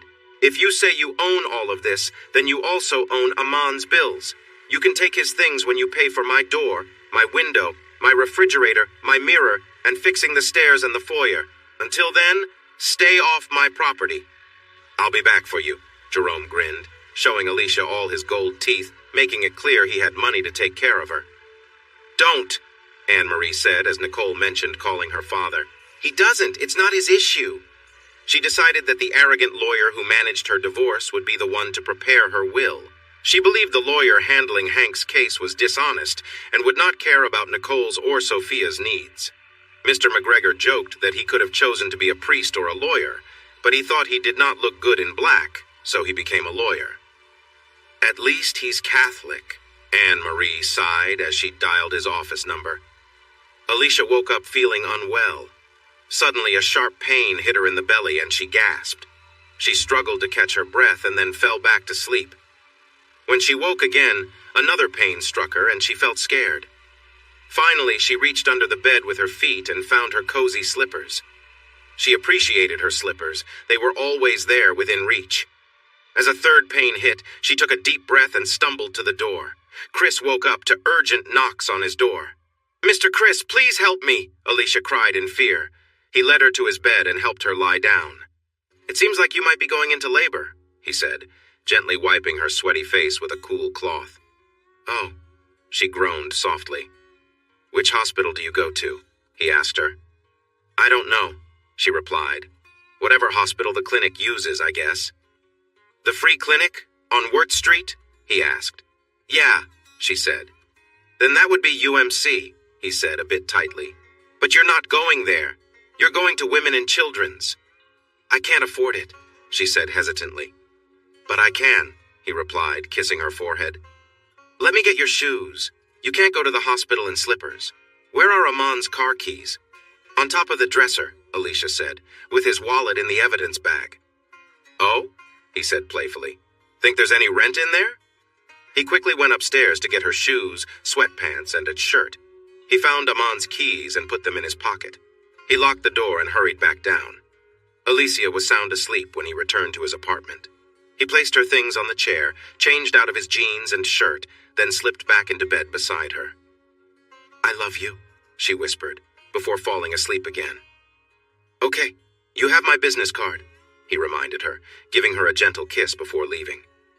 She settled back into his comfortable bed and was asleep before the sound of his motorcycle faded away.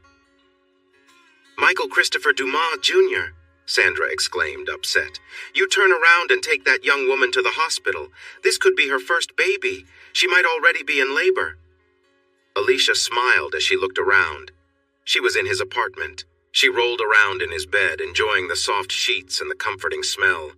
Suddenly, she felt a strong urge to go to the bathroom and hurried there. "Oh, no!" she gasped as a sharp pain hit her. "I'm here," she heard his calming voice. His hands were on her, providing comfort. "Who's her doctor?" the nurse asked while Chris rushed Alicia into the lobby. "She doesn't have one. Get the closest one, I'm paying," Chris said. "Don't worry, it'll be okay," the nurse told the scared Alicia. If she thought Aman was a reckless driver, she was not ready for Chris, who was both worried and frantic. As they approached the familiar hospital, Chris remembered little Mikey's face. Mikey had been born in this hospital and never got a first birthday card. "Please, Nicole," Anne-Marie pleaded, "could you take care of that?" "Already done," Nicole smiled and pointed to the cake in the refrigerator. "Thanks. I don't know what I'd do without you." "Thank Fred. He's the one who got it," Nicole replied. "You have a great man," Anne-Marie said wearily. "Don't tell him that," Nicole grinned. "What's going on?" Fred asked as he walked down the stairs. Danny Scanduro looked up as a well-dressed man turned from the teller window and approached him. He smiled and stood to greet the potential client. "I'm Danny Scanduro, the loan officer here," he said, reaching out his hand. "Okay," Chris replied, shaking his hand quickly before pulling out a photograph. "And how can I help you, mister?" Danny asked. "This is a picture of my grandson, Christopher Michael Scanduro, born yesterday at 4:30, Chris said, handing the photo to Danny and leaving the bank. "Yes?" Cindy Scanduro asked with a cautious smile as she stepped out from the room she shared with 4 other credit consultants. "Here's a picture of your grandson, Christopher Michael Scanduro, born yesterday at 4:30, Chris said again, giving her the photo of a lovely little redhead before leaving. "So I guess Tiny Tim is the father, not Aman," Alicia thought aloud while holding her baby boy. "Beautiful doesn't even begin to describe him," Cindy said to her husband. "Yeah," he agreed, not sounding very enthusiastic. They sang happy birthday, and Sophia laughed with joy. She loved birthdays. They meant cake and ice cream. "Make a wish," Anne-Marie said, smiling. Inside, she felt far from happy. She was tired and wanted to rest, almost in tears from exhaustion. But today was Sophia's 3rd birthday, and it might be the last party she would ever see. McGregor quickly filled out the forms for her, making the right sounds of understanding. He seemed surprised about the lawsuit regarding Hank Campion's death. He promised he would look into it for her, without charging her anything.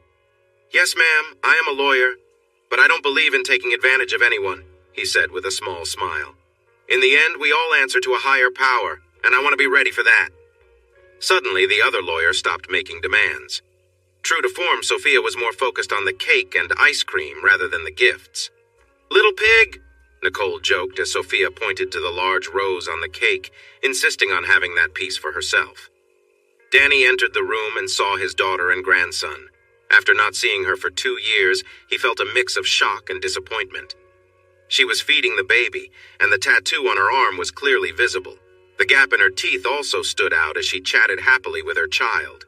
When she noticed the look on her father's face, she lowered her head in shame. "So, who was that guy at the bank yesterday?" Danny asked, trying to sound cheerful. "The one who gave me the picture of Chris?" "Christopher Michael," Alicia replied with a shrug. "I don't know. Probably Chris. What did he look like?" She smiled as her father described Chris to her. "Yep, that's Chris Dumas," she said happily. "Is he the baby's father?" Danny asked, trying to keep his voice steady. "No, he's not," Alicia said, shaking her head. "Hey, I'm here to see my grandson," Cindy said with a smile as she brought in a somewhat reluctant Bobby. Oh my gosh, he's so cute," Sandra exclaimed when Chris showed her the picture of Christopher Michael. "Uh-huh." Chris pretended to be uninterested as he closed the locket and put it back in its box. "Oh, can you please glue this one to my wall? I can't move anything because of you." "That's the whole point," Sandra admitted as she rushed into Chris's office. "Oh, I think we'll start a whole new wall for Christopher Michael Dumas," she said while hammering a nail into the wall next to Chris. "It's Christopher Michael Scanduro," Chris corrected, carrying a cup of coffee into the office. "Uh-huh," Sandra replied, sticking the picture to the wall. "What's all this noise about?" Sweet William asked as he walked in. Chris's son, Sandra said, pointing to the picture of the little redhead.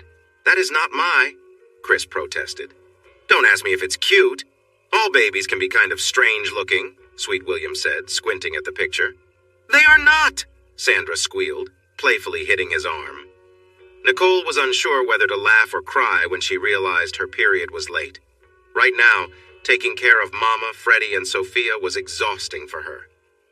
Oh well, you're the one who said don't worry about it when he mentioned you were out of supplies, she sighed, a smile creeping onto her face. Danny felt angry as he watched the man kiss his daughter in what seemed like an overly familiar way. Oh, thank you so much, Alicia cheered when Chris gave her the locket with a picture of Christopher Michael inside. Danny cleared his throat and walked into the room. Alicia tossed her hair aside as Chris put the chain around her neck. He couldn't shake the uncomfortable feeling about his daughter's choices. Hi, Daddy, Alicia said, showing her smile with a gap in her teeth. Chris nodded at Danny and the two men shared a tense look. Get your hands off my daughter, Danny wanted to say, but he stayed quiet. It felt like an unspoken agreement. Alicia would continue to live upstairs right above him, even though she spent most of her time in his apartment. Whenever she heard his motorcycle coming home, she would bring Christopher Michael downstairs, smiling widely. Inside his apartment, he'd hold her and whisper sweet things in her ear. If the baby was awake, he'd play with him, and then cook dinner while she shared stories about her day, or they'd talk about his work. She would feed Christopher Michael in front of him, ensuring he saw her caring for the baby. After dinner, they would sit together and watch TV. He had mounted a screen on the wall. Around 10, he would gently send her back upstairs so he could sleep. Then she would carry Christopher Michael upstairs, lay him in the crib Chris had bought, slip into her bed, and cry herself to sleep. She told him she loved him, saying, "Chris, I love you," to which he smiled and hugged her, thanking her. Why didn't he feel the same way? Every time she left, he wanted to say, "Don't go yet," but he stayed quiet. He was much older than her, and felt he had nothing to give this lovely girl. Why she spent her evenings with him was a mystery, but he was thankful she did. When she said she loved him, he wanted to express his feelings for her and for Christopher Michael, but he held back. He thought it would just make him look foolish. And after his past experiences, he wasn't eager to feel that way again. And there's no fool like an old fool, he reminded himself. The windows of her apartment were covered in frost from the chilly November air. He looked up at her kitchen window and smiled broadly. She'd written, "I love you," inside a heart on the glass. He noticed her waving to him and waved back. Danny smiled lightly as Cindy excitedly ran around getting gifts for the baby and her daughter. They hadn't had Alicia at their home for 4 Christmases, and Cindy was determined not to let another one go by without her little girl. Part of him felt a sense of relief. For 3 years, he had feared she might be gone. It was an emotional moment when he learned that she was indeed alive and living just a few miles away. Then he found out she was living with someone else. Thankfully, the baby didn't share that background. Now, she was a different person, changed in ways he hadn't expected. But at least the baby was fine. He looked up and saw Webster Buddy Webb enter the bank. Buddy and Alicia had gone to high school together. He had been Alicia's date for the senior prom. "Hi, Mr. Scanduro," the young man said politely. "I'm sorry," Anne-Marie cried as Nicole wiped her face. "About what?" Nicole asked, holding her mother's hand tightly. "I can't even take care of myself," Anne-Marie wept. "It's okay," Fred said, his eyes filling with tears. "And I won't get to see my new grandbaby," Anne-Marie said sadly. "But he knows you love him," Fred responded gently. "Her," Nicole corrected. "It's a her." "No way," Fred playfully disagreed. "Oh, be quiet," Nicole laughed at her husband's teasing. "Make me," Fred challenged with a grin. "Can't. I just went to the bathroom," Nicole replied quickly. Nicole smiled as Anne-Marie watched the two of them joke around. "Okay, where? Bed or?" Fred asked.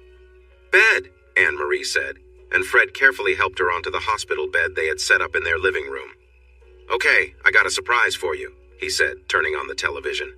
He inserted a disc, and Anne-Marie watched her daughter, Sophia, sitting in a chair with a book. She was signing to Freddie, who lay in his crib, paying close attention.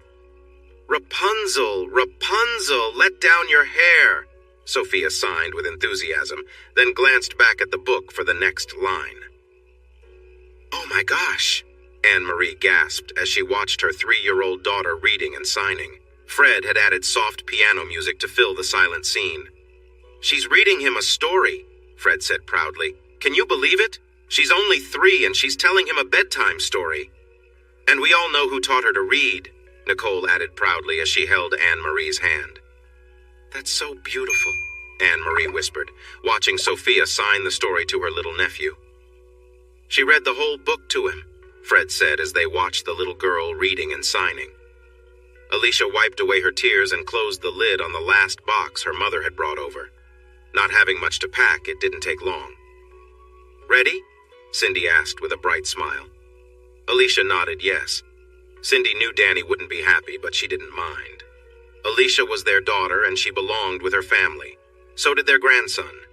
Usually, Cindy let Danny make all the choices, but not this time. This time, she was standing her ground. Alicia looked at the door of apartment 1 and felt a lump in her throat. She had thought he cared for her, but he never said it. She had believed Uncle Tony loved her, but he was just taking advantage of her. When he was done, he left her behind. She thought Jimbo cared for her too, but he just used her and let his friends do the same. Then he moved on. Tiny Tim had even tried to push her out of a moving truck. So maybe it was best to leave now before Chris did something similar. She had to think of her baby. She forced a smile and opened the outer door to the apartment building. He waited for her to come down, then decided to go upstairs to see what was taking so long. A cold feeling washed over him as he looked around the apartment. Then everything went dark. It seemed like a long time before he woke up on the floor. He looked around again.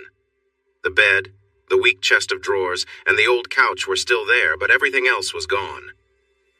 All of Christopher Michael's clothes, toys, crib, stroller, and car seat were missing, and she hadn't even said goodbye. She claimed to love him, but didn't bother to say goodbye. Numbly, he went downstairs, had his dinner, then went back up to clean the apartment, getting it ready for someone new. Danny clenched his jaw as his daughter, his tattooed girl, walked into the kitchen with the baby. He held back his frustration as Cindy cheerfully welcomed Alicia and Christopher Michael. Suddenly, he got up and left the room. Alicia blinked back tears as she heard the front door slam. If Cindy noticed, she didn't show it as she continued her cheerful chatter with her grandson. Sandra put her cup of coffee down on the desk, listening to Chris's shower running. He and Sweet William had just done a 5-mile run in the cold December air. "Don't come to me when you both get sick," she had warned as they came in, soaked with sweat.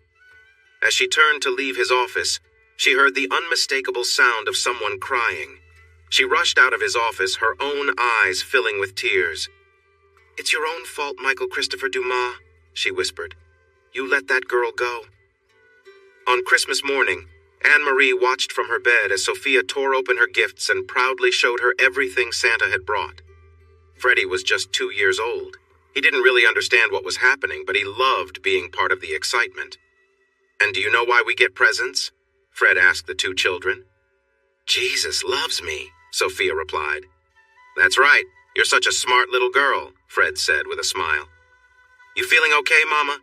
Nicole asked, looking cute in her red sleep shirt and Santa hat. "Yeah," Anne-Marie said with a smile, though she wasn't entirely truthful.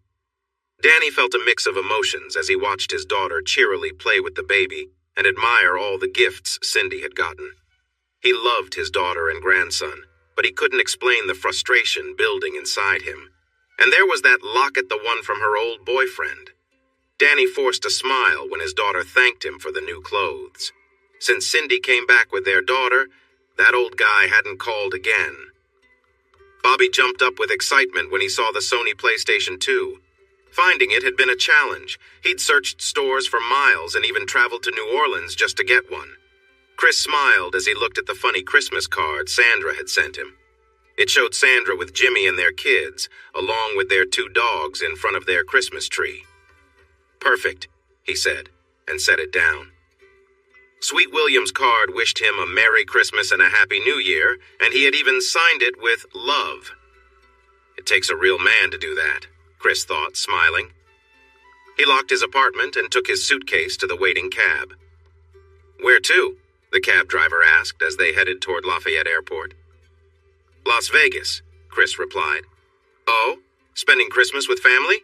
The cab driver asked, only half interested. No, thank goodness, no family, Chris said with a tight smile.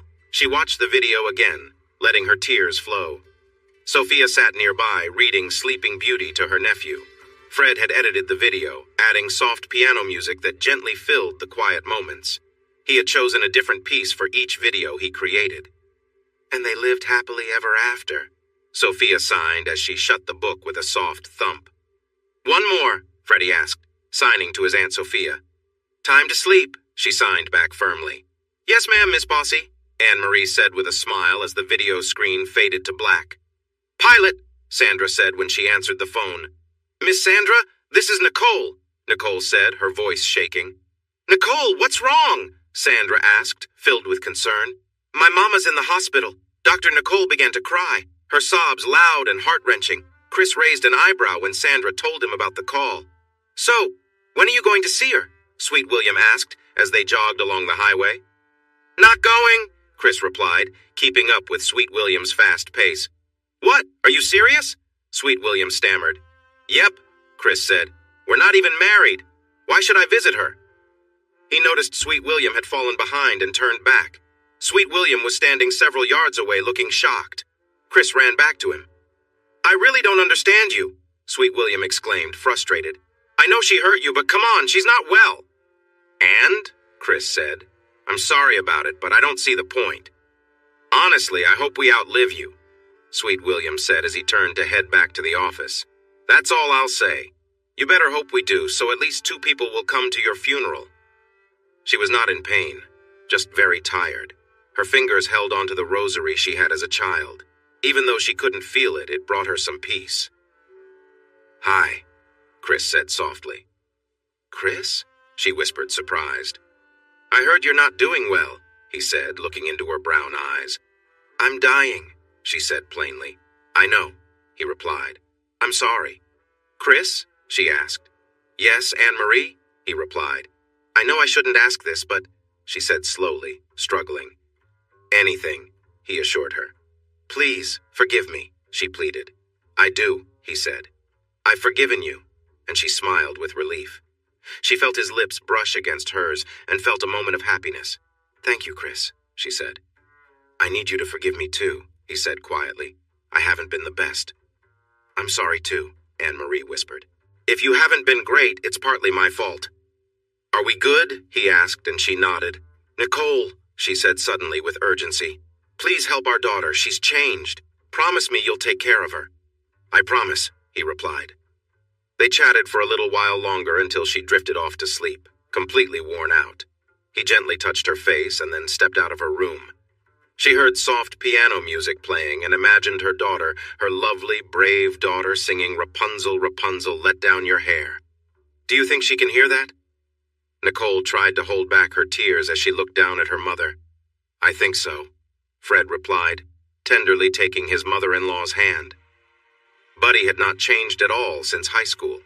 He was still immature, self-centered, and a bit arrogant.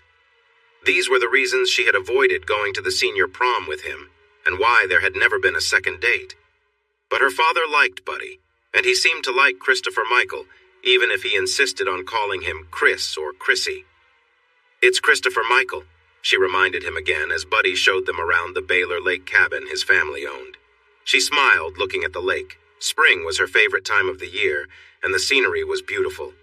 Her smile revealed the small improvements her father had made for her. And we can dive right off the deck, Buddy said, leaning over the railing to show her how it extended over the water. Oh, I really don't think I want to wear a swimsuit, Alicia replied quickly. Ah, afraid people will judge you? Buddy joked. No, Alicia responded, glaring at him. She felt fine about her body. She had lost most of the weight she had gained while having Christopher Michael, but it was the many tattoos she still had that made her hesitant to wear a swimsuit. Or we could swim without suits, Buddy suggested with a grin. Uh-huh, Alicia said, rolling her eyes. Whatever. She prepared a simple lunch, made them both a green salad, and brought it to the table. Buddy sat back and waited for her to serve the meal without offering to help. Then he left his plate on the table for her to clean up. Whew, he remarked when Christopher Michael needed a diaper change. Alicia waited for a moment to see if Buddy would help change the boy's diaper. Chris had never complained about changing the boy, even when it was a messy situation. Chris had always been eager to assist her, but her father didn't like Chris. He had not liked Tony, who had left her. He hadn't liked Jimbo, who had used her and moved on. Maybe her father was right. Maybe Buddy was someone who could support her. They sat on the deck and watched the sun as it set, creating beautiful colors in the sky. "Careful," she whispered when he reached to touch her. "I'm feeding the baby." She responded to his touch and gave him a kiss. "What's the deal?" he said when she moved his hand away. "It's not like you've never been with someone before." "That doesn't mean I'm ready for everything," she replied firmly. He felt surprised when he saw Anne-Marie lying in her hospital bed. The last time he saw her, she was young and full of energy, looking a bit proud as she held onto Tom Sampo's arm. Chris made himself a drink and stepped out onto his back porch to watch the sunset. The wicker chairs were more comfortable than they appeared, so he sat down and enjoyed his gin and vermouth. Her face looked tired, with skin so thin it seemed like it could tear. "Sweet William, you were right," he said to himself. She had asked for his forgiveness, and he realized he did forgive her. She had wanted him to help Nicole and Fred.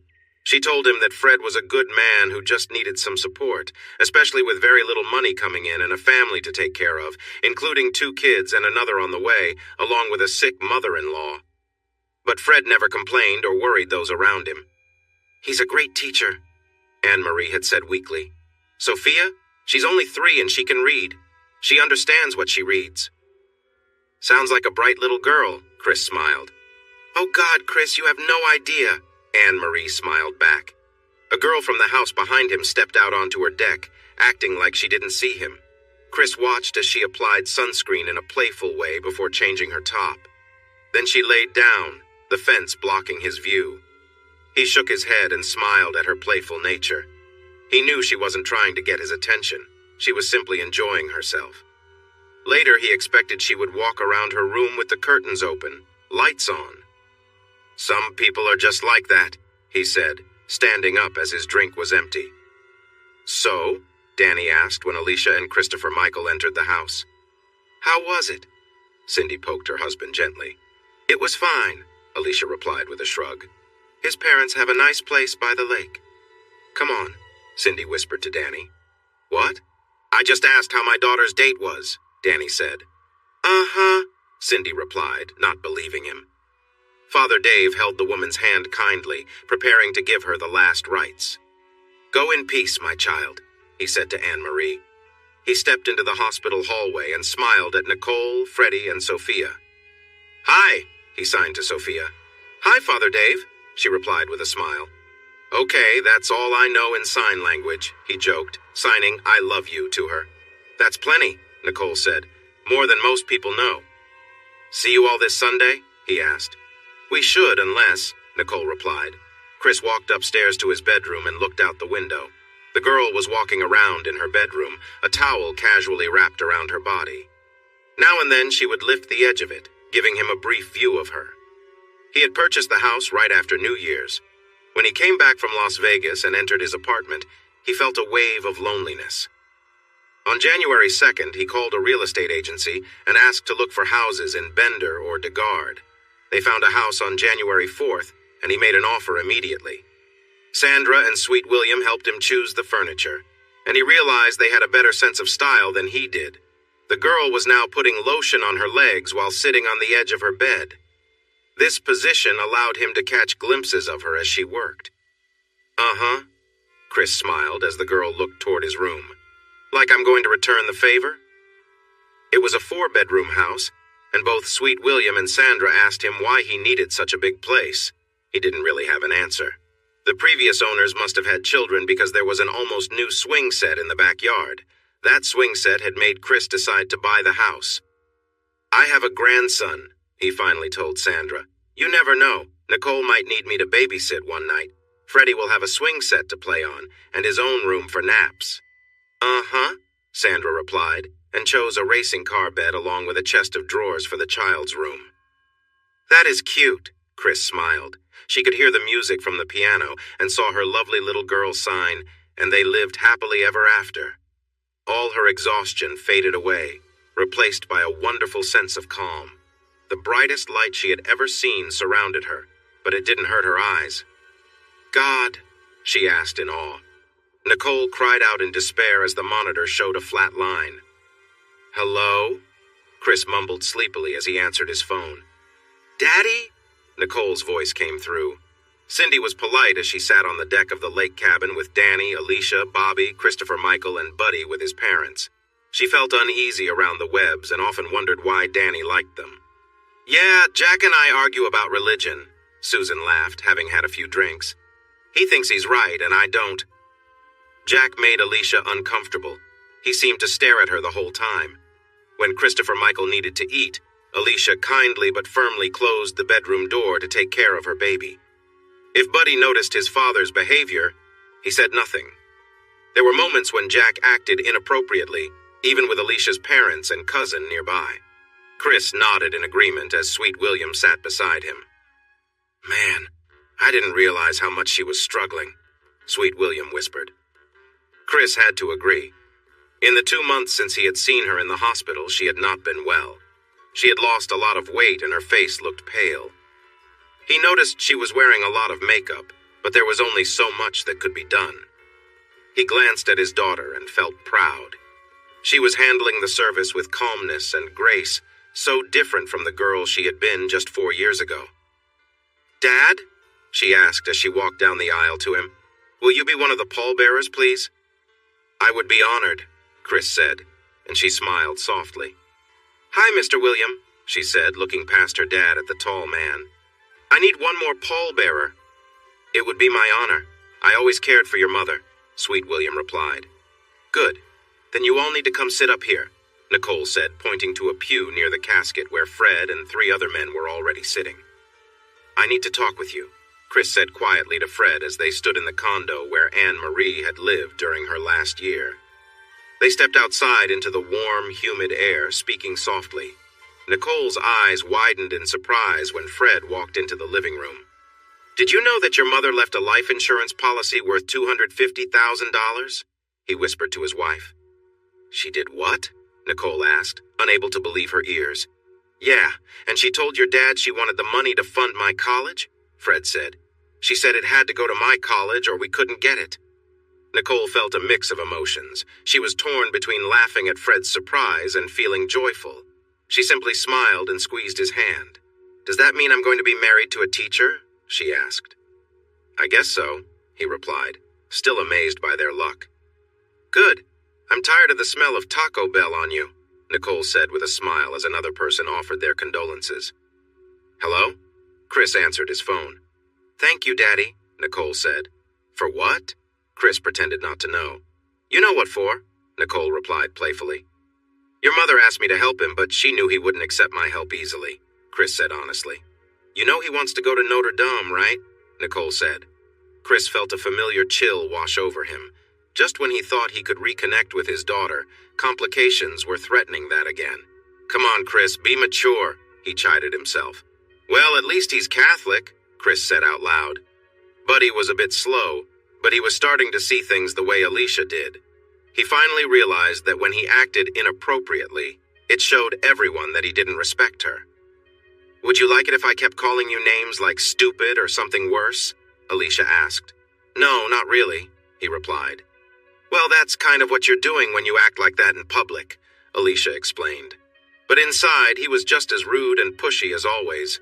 She wondered why her dad liked Buddy so much and why he wanted her to date such a bold young man. Danny frowned.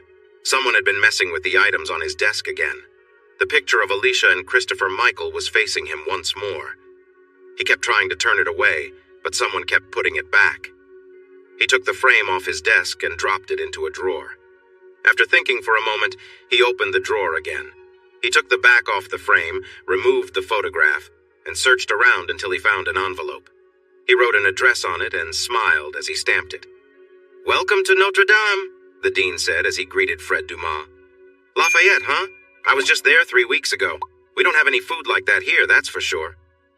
"You should have told me you were in town," Fred said. I would have taken you to Miss Helen's for some great food. Oh, by the way, you need to call Mrs. Bonham, the dean said, handing Fred a business card. Fred looked at the card, then back at the dean. Why? Fred finally asked. I think she has the keys for your house, the dean smiled. Did my dad buy us a house? Fred asked as the realtor pointed out the fenced backyard. I guess so, Nicole agreed. She bit her lip as the realtor watched Sophia, who was signaling that she needed to go to the bathroom. Get used to it, kid, she thought. Some people just don't understand. Your mom and I had a nice talk before she passed, Chris said when Nicole called him. She asked me to look after you and Sophia. She said, take care of my babies, please. And I couldn't refuse her, especially not then. Well, it's beautiful, Nicole said sincerely. And I made sure to ask for a fenced backyard, somewhere safe for Sophia and Freddie to play. It has that, Nicole said. And there's a school right down the street. The woman said it's a really nice one. That's great, Chris said, then paused. There was a long silence. Well, I love you, Chris said. Call me sometimes, okay? He closed his phone and picked up the photograph again. Alicia looked so lovely. He loved how the red blouse highlighted her skin, and Christopher Michael had such bright red hair and a big, friendly smile. The photographer arranged the scene with Alicia sitting on the floor, her right hand supporting her while her left hand rested on Christopher Michael, helping him stay upright. Such a beautiful, he whispered. A letter had been sent to the apartment where he used to live, but the mail carrier delivered it to his office instead. He appreciated the extra effort and ignored the man's reluctance as he slipped him a $20 bill. Rachel, or Rochelle, walked past an upstairs window, undressed. Chris shook his head at the boldness. He wondered if her mother was aware of what was happening just above her. He had briefly spoken with the girl's mother while trimming a climbing rose by the back fence. The very large woman approached him and seemed out of breath by the time she reached the fence. Chris looked down at her from the ladder he was on. He noticed Rachel's younger sister, Tanisha, trying to stay hidden. Being polite was important, as they were neighbors. He pushed back any discomfort he felt at her appearance. Chris learned that Rachel, or Rochelle, was a student at the University of Louisiana at Lafayette, studying without any clear goals for her future. In contrast, Tanisha worked as a stock clerk at Early's grocery store. Well, my son-in-law is a student at Notre Dame, he said proudly. He's majoring in education. My daughter is excited to become a grandmother soon. I already have one grandson and another on the way. Fred thinks it's a boy. Nicole thinks it's a girl. Are you married? Claire asked directly. Chris replied. Yes, they're married. No, are you married? Claire clarified. Me? Chris said, taken aback. No, He searched his thoughts quickly. Engaged, he finally said. Oh, Claire responded, and then turned to walk back to her house with Tanisha following quietly. Goodness, Chris thought, watching them go. He went into the living room, found the box of frames that Sandra had left for him, and placed the photograph inside. Tomorrow, he would take it to the office for Sandra to add alongside the one photo he had of Christopher Michael. She would go on about how lovely the boy was, and he would agree. Alicia felt a rush of heat as she shared the story of her tattoos with Buddy. She turned to see his flushed expression. His jeans looked a bit tight, and she felt uneasy. Instead of showing disgust or sympathy or anger at her story, he seemed intrigued. So, was that the only time you were with a girl? He asked, almost breathless. Yes, she replied sharply, feeling frustrated. It's not like I was with her. She pushed herself on me. She wanted to strike him. There was a sudden mark on the front of his jeans. You know what to do, Daddy, Nicole cried and chuckled as the contractions began. And here's Johnny, Fred said as he pulled on his blue jeans. It's Anne-Marie, and you know it, Nicole shouted, laughing. Jonathan Michael Dumas, Fred said as he slipped on his sweatshirt. Quiet and go wake the kids. Miss Evelyn is waiting for them, Nicole said, and groaned as another contraction came. She didn't even have a key. Daddy said this was her house, that it was Christopher Michael's house, but she didn't have a key, couldn't come and go as she wished. They felt trapped here. She took the baby, now walking on wobbly legs, into the backyard, making sure the door was unlocked before it closed. In early autumn, leaves lay on the ground, crunching under her feet. Christopher Michael laughed and gurgled as he stumbled and fell into the thick leaves. He was such a cheerful baby. He was the true joy of her life. The 11-month-old found a large ball and kicked it, tumbling over with the effort. Laughter filled the air. Her cell phone rang and she pulled it out to see the name. Buddy. Again. Since last night, when she insisted he take her home, he'd been calling and leaving messages. She had listened to his apologies, but it was obvious he didn't really understand what he was sorry for, nor why she was so upset. "Here's Johnny," Fred said once more. "Be quiet," Nicole said and kissed him while holding the baby boy. "Did you call your dad yet?" he asked. "Uh-huh," Nicole replied, smiling. "I think he was really emotional when he hung up." "That's right," Chris said as he walked into the lobby and tossed a bubblegum cigar at Sandra. "That's right. I'm a grandfather. Jonathan Michael Dumas, born at 3 o'clock this morning." Sandra put her finger to her lips to hush him and pointed to the couch in the lobby. He glanced over and saw Alicia, sound asleep, her head tilted back. At her feet was a stroller, Christopher Michael strapped in. The boy was just waking up and looked up at Chris, smiling his 7-toothed grin. "Hey, Christopher Michael," he said quietly, crinkling his nose slightly. The boy needed changing. He unhooked the diaper bag from the back of the stroller and took it and the boy into the bathroom. "Whew, did you eat that?"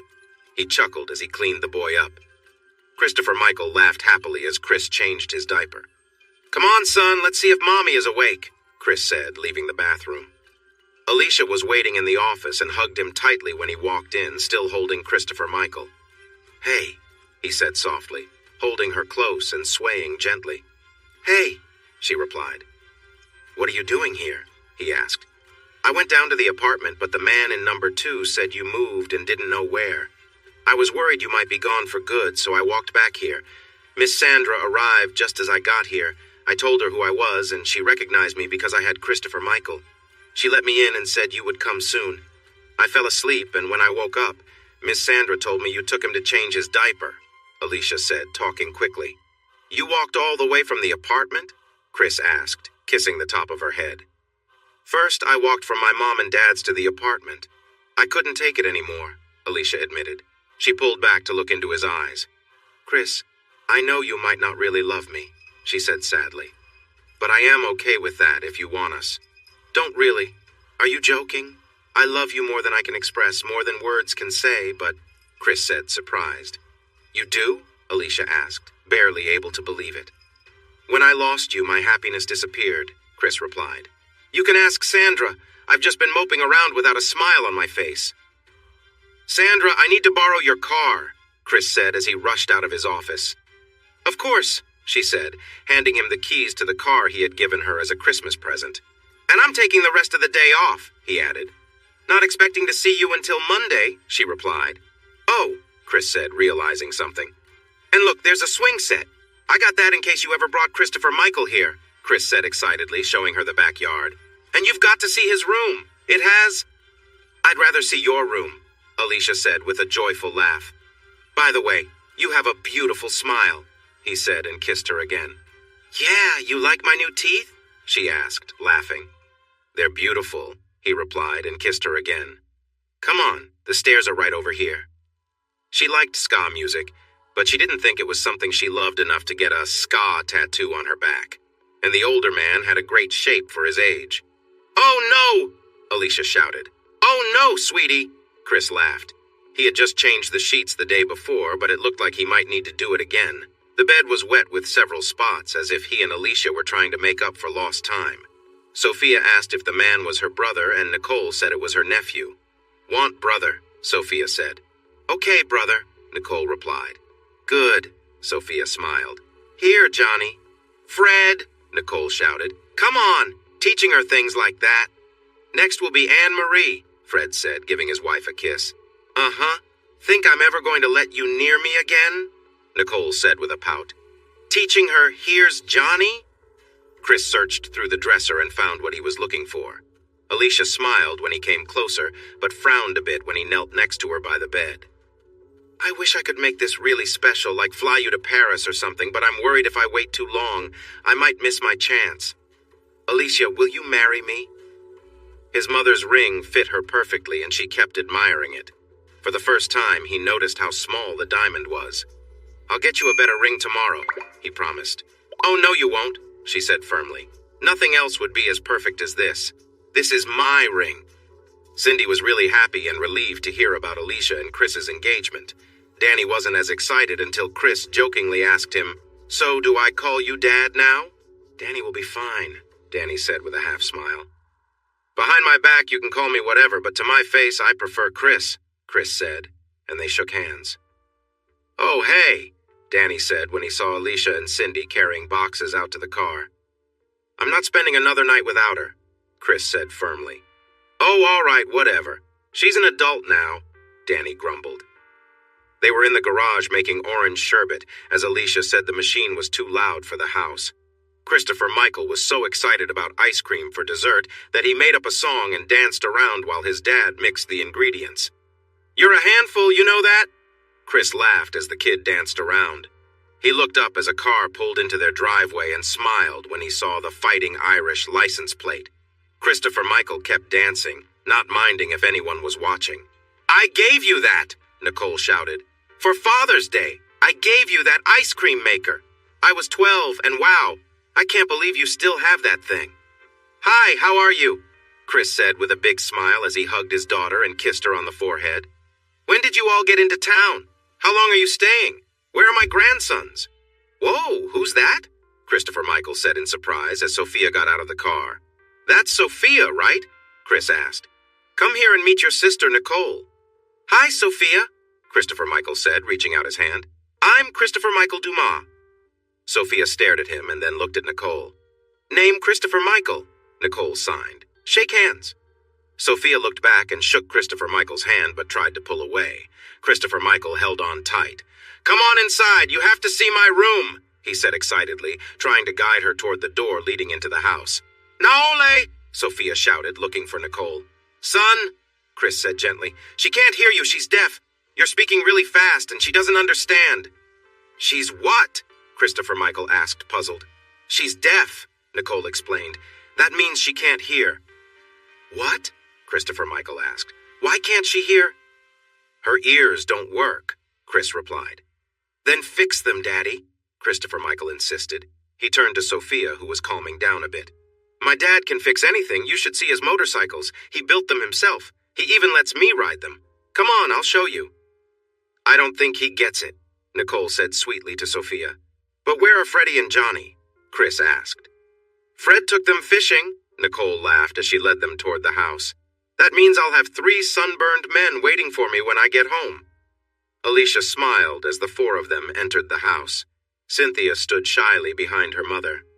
"Hi, Chris. I hope you don't mind, but I invited your daughter over for lunch," Alicia said with a friendly smile. "I'm Alicia. We talked on the phone yesterday."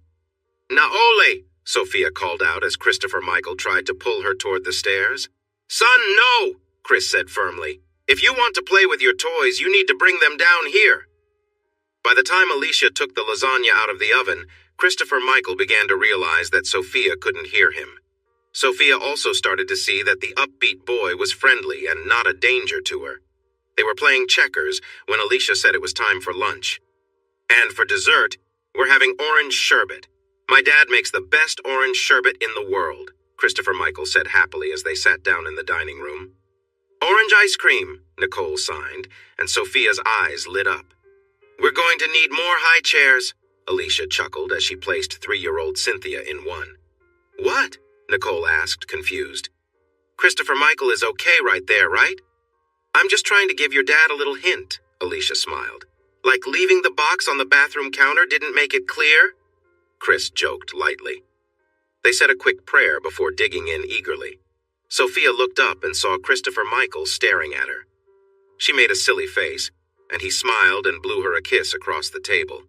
She gasped and turned to Nicole with a look of surprise. "He's silly," she signed to her sister. "No, he likes you," Nicole replied. True to her guess, Fred, Freddie, and Johnny were all sunburned and covered in bug bites when she and Sophia got back to the apartment they were renting. "Sophia has a boyfriend," Nicole said with a grin as Fred finished telling her about their fun day out in the basin. "Oh, no, she doesn't," he said, overly protective of his little girl. "Calm down, Dad," Nicole said. "She's almost 8. It's bound to happen." "One more," Freddie begged as Sophia finished reading The Princess and the Frog to him and Johnny. Sophia didn't reply. She was focused on the drawing of the handsome prince who looked nothing like Christopher Michael. "One more," Johnny signed, tapping his bed to get her attention. "Cinderella," Freddie demanded. Sophia smiled. Cinderella had long blonde hair just like hers. "Mom," Christopher Michael said seriously, "I just want you to know, even though I love you, I care about someone else." "You mean Sophia?" she asked as she tucked him into bed. "Yes," he replied earnestly. "But what about Patty?" Alicia asked. "I thought you liked her." No, she's nice and all, but Mom, you don't get it. When Sophia got out of the car, it felt like there were hearts all around her," Christopher Michael said dramatically. She laughed when she shared the story. Chris smiled and held her tight. "You're laughing, but I was there when she got out of the car. That boy was taken with her right away," Chris said. He looked up when he heard a knock at the door. "What do you want, buddy?" he asked Christopher Michael playfully. "We need to invite Sophia to my birthday party, remember?" "It's in 15 days, Christopher Michael said. "I thought you were in bed," Alicia replied firmly.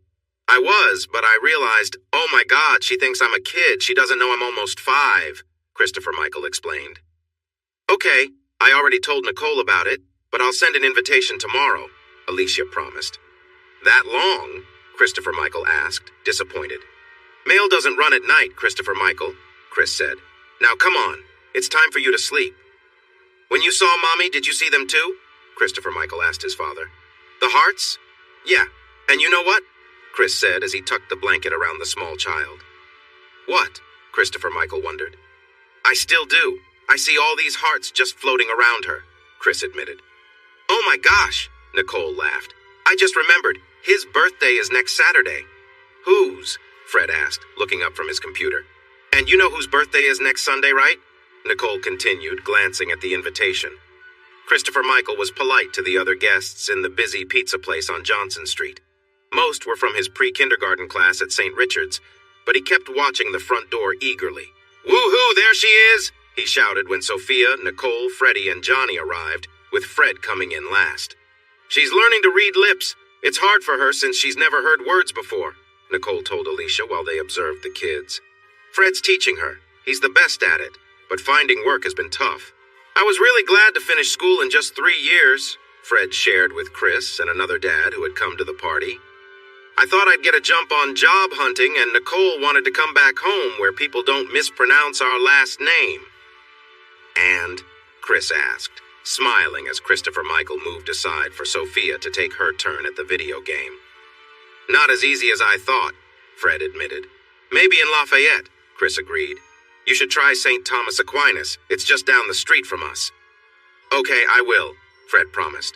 "Happy birthday to you," they sang, and Christopher Michael smiled as Sophia, sitting next to him, signed along with the song. "Hey, Christopher Michael, could you take your eyes off her for a second and make a wish?" Alicia nudged the boy gently.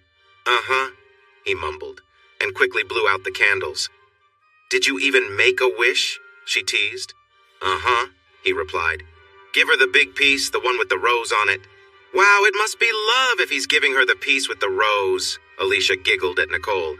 "This is Brother Dominic," a gruff voice said. "Hey, Dominic," Chris replied. "I'll get straight to the point. My son-in-law needs a job." "That's what I appreciate about you," Brother Dominic said. "No greetings or small talk, just, my son-in-law needs a job." "All right, fine.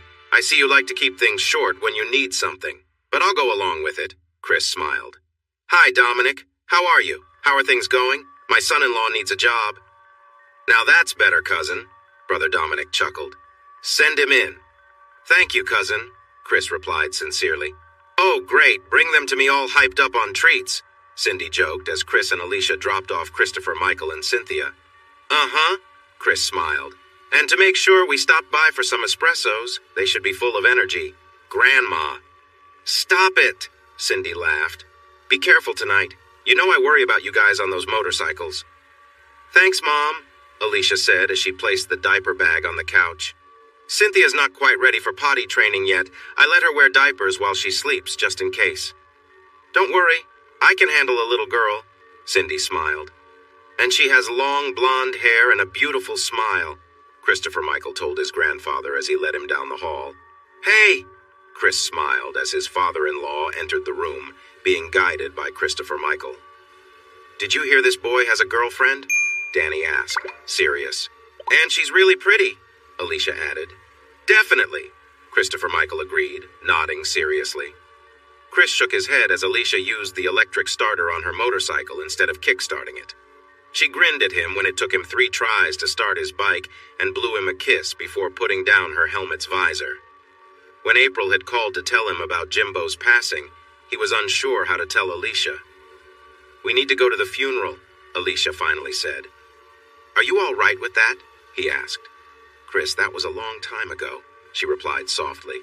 I don't have the tattoos anymore. Except, he started and she smiled. Except for that, she said. And that's just for you. The word was still marked on her skin. Mr. Dumas, I am yours, she told Chris. And don't forget it. They sped off toward the funeral home in Breaux Bridge, soon joining about 40 other motorcycles that revved and roared along. April looked older now, weary. She smiled when she saw Chris, but turned pale when she noticed Alicia. She pulled her 6-year-old daughter, Jamie, close. Hi, April, Alicia said gently. I'm really sorry for your loss. Thank you, April replied, struggling to find her words. He looks good, Chris said. Yeah, just lying around, which was about the only thing he was good at, April agreed, and they all shared a quiet laugh. Oh, hey, this is Jamie, Jimbo's daughter, April finally introduced. Jamie, this is Chris and Alicia. They were friends of your dad. Hello, Chris said with a smile as he shook hands with the girl. I have a son who is about your age, Alicia added cheerfully. He's 5. How old are you? I'm 6.5, Jamie replied with a hint of pride. How could this woman think she and a 5-year-old were the same? Boys were silly anyway. Chris glanced into April's eyes and noticed something there. This girl with brown hair and brown eyes didn't seem to be Jimbo's daughter. He shrugged, and that look vanished. April gave a small nod to show her appreciation. The funeral was quick, and the bikers drove behind the hearse to the cemetery. A minister said a few final words, and afterwards, Chris and Alicia left. You never told me you and April were close, Alicia said once they were home. Chris began but hesitated. Don't lie to me, Michael Christopher Dumas, Alicia said, a flash of anger in her voice. I've never lied to you. Don't you dare lie to me. That was 7 years ago, before I even knew you, Chris replied, feeling frustrated. How did you find out? Jamie, Alicia shouted, her anger rising. She looks just like Nicole. She pushed him away, her eyes filled with fire. So what happened? She demanded, the words clenched between her teeth. Was it a relationship? Did you both care for her like that? No, Chris shouted back. It wasn't like that at all. Then tell me what it was like, she snapped, pushing him again. I bought the motorcycle from Jimbo. April and I worked on it together, then the night we finished, we went back to my place, Chris explained. Did you care for each other? Alicia asked with a bitter tone. Honestly, it wasn't love, Chris said. It was just a casual thing. Show me, Alicia insisted. What do you mean? Chris replied, confused. Show me, Alicia yelled. I want to understand the difference. What's the difference between making love and just being together? She pushed him again. All right, you asked for it, he replied, lifting her and playfully tossing her onto the bed. Just do it, he said, trying to be bold. He was struggling to feel excited. Being rough with her was not what he wanted, and it upset him. She had always enjoyed being close, but today felt different for him. Please, just do it, he urged, holding her close. She gasped a bit when he turned her position, and they shared a kiss. Did you feel that? She asked, surprised as he moved closer. She was feeling a bit different, but she didn't care as she held onto him tightly. That's enough, she breathed after feeling a rush of emotions. But we can keep going, he insisted, shifting their positions. Oh no! Please don't do that, she said, concerned but still letting him in. They moved together, both feeling a mix of pleasure. And then, he began when she came back from the bathroom. No! She yelped as he gently pulled her back onto the bed. They shared a deep kiss, feeling connected again. Then she left and I didn't see her again until now, he said, resting beside her. After everything, who could blame her? she commented. That was a lot. You asked, he replied. Uh-huh, she said, then leaned in closer. She kissed him softly, and he began to feel closer again. Think you can make me feel like that again? She teased. Did I tell you to stop? He replied playfully. Hey, how's it going? He asked, as Nicole, Sophia, Freddie, and Johnny walked into his office. Pretty good. Fred's enjoying his trip to St. Thomas right now. Did you know you and Brother Dominic are cousins? Nicole said. Yes, I did, he answered. And you helped him get that job, didn't you? Nicole asked, curious about her father's role in Fred's luck. No, I just set up the interview. He earned the job himself, he said firmly. Thanks, Dad, Nicole replied. Now, where are my grandchildren going to school? He asked. Well, we're still in Lafayette Parish, Nicole said. No, not unless you're sending them to Fatima, he replied confidently. Dad, we can't afford, Nicole started to say. How about St. Richard's? He suggested. Isn't that close to St. Thomas's? Nicole asked. Yeah, let me make a call, he said, dialing a number. Dad, wait, Nicole said. Sophia isn't slow or anything, but she struggles in regular schools, Nicole explained. What if we got her some interpreters? He suggested.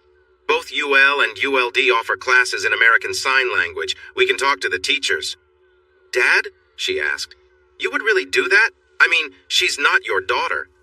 No, she's not my daughter, but she is your sister, Chris replied, talking on the phone for a moment, and then he smiled. Okay. The administrator is expecting you, Sophia, and Freddie at 9:30 tomorrow morning, he said. You all will love St. Richard's. Christopher Michael goes there. He started pre-K there and is now going to kindergarten this year and is really excited about it. That kid is excited about everything, Nicole chuckled. Yeah, he sure is, Chris agreed. Hey, get all those kids out of here, Sweet William said as he walked in. Mr. William, Nicole said cheerfully as she hugged the big man. Are you a giant? Freddie asked, staring up in amazement at him. Nicole sat with the paperwork, trying to smile supportively at Sophia. Sophia had difficulty at her last school and had given up. Because of this, instead of moving up to the 3rd grade, she would have to repeat the 2nd grade. Nicole glanced around as a tired-looking woman exited the administrator's office. The woman wore a short-sleeve blouse and her arms were covered in tattoos. She was pulling along a pretty girl. Nicole thought they both seemed out of place. Mrs. Dumas, the older woman called out, and Nicole stood up with Freddie and Sophia following her. Are you the administrator? Nicole asked, forcing a smile. Oh, no, ma'am, I'm Mrs. Dumas's assistant, the woman replied with a smile. Mrs. Dumas will see you now. At least we have the same last name, Nicole thought, feeling a little better. Mrs. Dumas? Alicia asked with a big smile. Hi, I'm Mrs. Dumas, the administrator for St. Richard's. Mama, why are you crying? Jamie asked her mother. Because, honey, I'm happy, April said, her voice shaky. You're going to get a really good education, and that makes me happy. At first, April was surprised when she received the information packet from St. Richard's. She hadn't planned to enroll Jamie in the school. Jimbo had left them without insurance and no money. They had already sold the motorcycles to cover many bills. Anything else of value had been sold when Jimbo got sick. When Mrs. Dumas followed up with a phone call, April decided to come in for an interview. The older woman had welcomed her and Jamie into the office, and April felt uneasy when Alicia turned around from the computer and smiled. The smile faded when April instinctively pulled Jamie behind her, her eyes connected with April's. I would never hurt you or your daughter, she softly told April. Please, take a seat. We want Jamie to go to St. Richard's, Alicia said as April and Jamie sat on the wooden chairs in front of Alicia's desk. We can't afford that, April replied. No, there's someone who will pay for everything until she finishes college, Alicia explained, making it clear to April who this person was. Plus, there will be $200 a month for clothes and school things. Are you serious? April said, then blushed, remembering where she was. Please, Alicia said. It would mean a lot to Chris and me. When Chris and I got married, he encouraged me to finish college.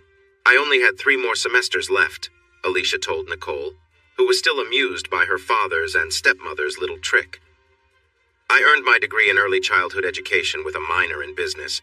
Sister Andrea retired, and brother Dominic, Chris's cousin, asked me if I wanted a job at church. Chris and I don't need the money, but I wanted to do something other than just stay at home, so... And when Fred and I moved back to Lafayette, Nicole chimed in happily. We wanted you to be part of the St. Richard's family, Alicia smiled. He won't say it, but all he wants is to care for you and his grandchildren. Hey, is your dad home? Sweet William asked Christopher Michael when he opened the door. Yeah, Mr. Sweet, come on in, Christopher Michael replied, opening the door wide. Hey, Chris said, surprised when Sweet William walked in. Hope I'm not interrupting anything, Sweet William said. No, just watching the news. Alicia's cooking. Are you staying for dinner? Chris asked. No, I have plans, but I wanted to talk to you, just us, Sweet William said, nodding toward the back porch. Sure, Alicia, Chris called out. Yeah, she replied. Sweet William and I will be out on the back porch, Chris said. Okay, Alicia responded. Is he staying for dinner? No, he says your cooking gives him an upset stomach, Chris joked. I did not say that, Sweet William protested. That's fine, I might just burn his food, Alicia laughed. Don't you always? Chris teased as he opened the door to the porch. Do you remember that girl, Trish? The one from the exercise class? Sweet William asked as they sat on the stone bench. Trish Miller? Yeah, what happened with her? You two seemed really close, then suddenly. Chris replied. Yeah, she got scared, she said. Sweet William shrugged. Last week she comes over and says, Hey, guess what, Dad?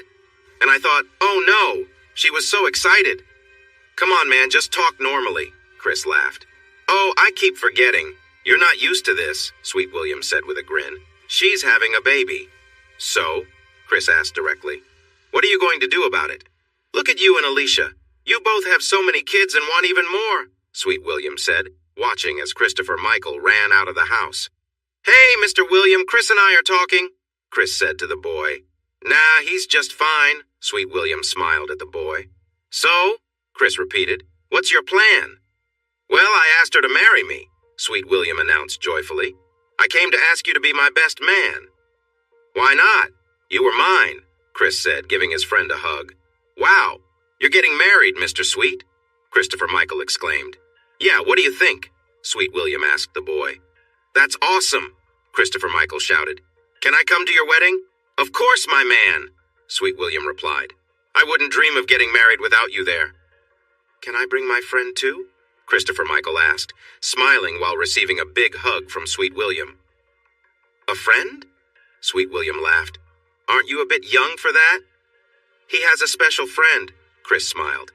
Yeah, I do too, Sweet William said, hugging Christopher Michael again. Yeah, bring your friend along.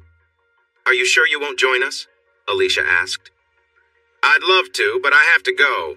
She's cooking something nice for us, Sweet William said, standing up with a grin. Take care, Chris said warmly, and the two men hugged. Pam Broussard was surprised when Trish brought her fiancé into the kitchen. She knew he was black. Trish had mentioned that before. She also knew he was tall since Trish had to look up to see him.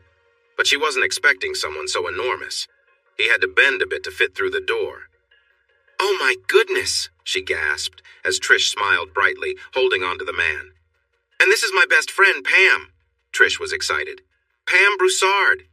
Paul walked into the kitchen with Barbara and Polly followed behind them. Hey, could you give me a hand? Paul asked Sweet William. Think you can handle this little one? Him? Sweet William smiled. I'm not so sure, he looks a little fierce. Mama, mama, Barbara began to chant. Be careful, Polly warned Sweet William playfully. I know karate. You do not, Paul laughed, and Pam came back to reality, taking Barbara from Paul's hands. So, are you the one Trish talks about all the time? Paul asked, warmly shaking the man's hand. Yeah, I guess so. It depends on what she says, Sweet William shrugged. I do too, Polly said. Watch this. Oh, you mean how you are almost as good-looking as me, almost? Paul smiled. Hi-ya, Polly shouted, and playfully struck his father's leg. Ow, boy! Paul laughed and picked up his son, hanging him upside down by his legs. Hey, Polly shouted. Almost? Sweet William chuckled. See? Pam playfully hit Paul with her spatula. That's why Trish wants to leave. You always act like this. Oh no, she didn't tell you? Sweet William laughed. She isn't moving out. I'm moving in. I'm going to have to raise all those ceiling fans, Paul said, glancing at Sweet William's head. Put him down, Paul, Pam instructed. You heard her. She said drop you, Paul teased Polly. I did not, Pam replied.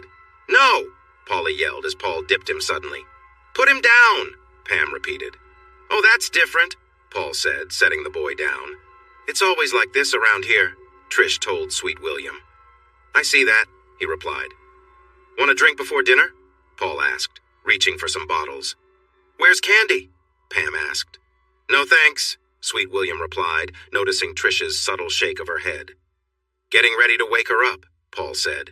Come on, let's go to the living room and let Pam cook that mystery meat, Trish suggested.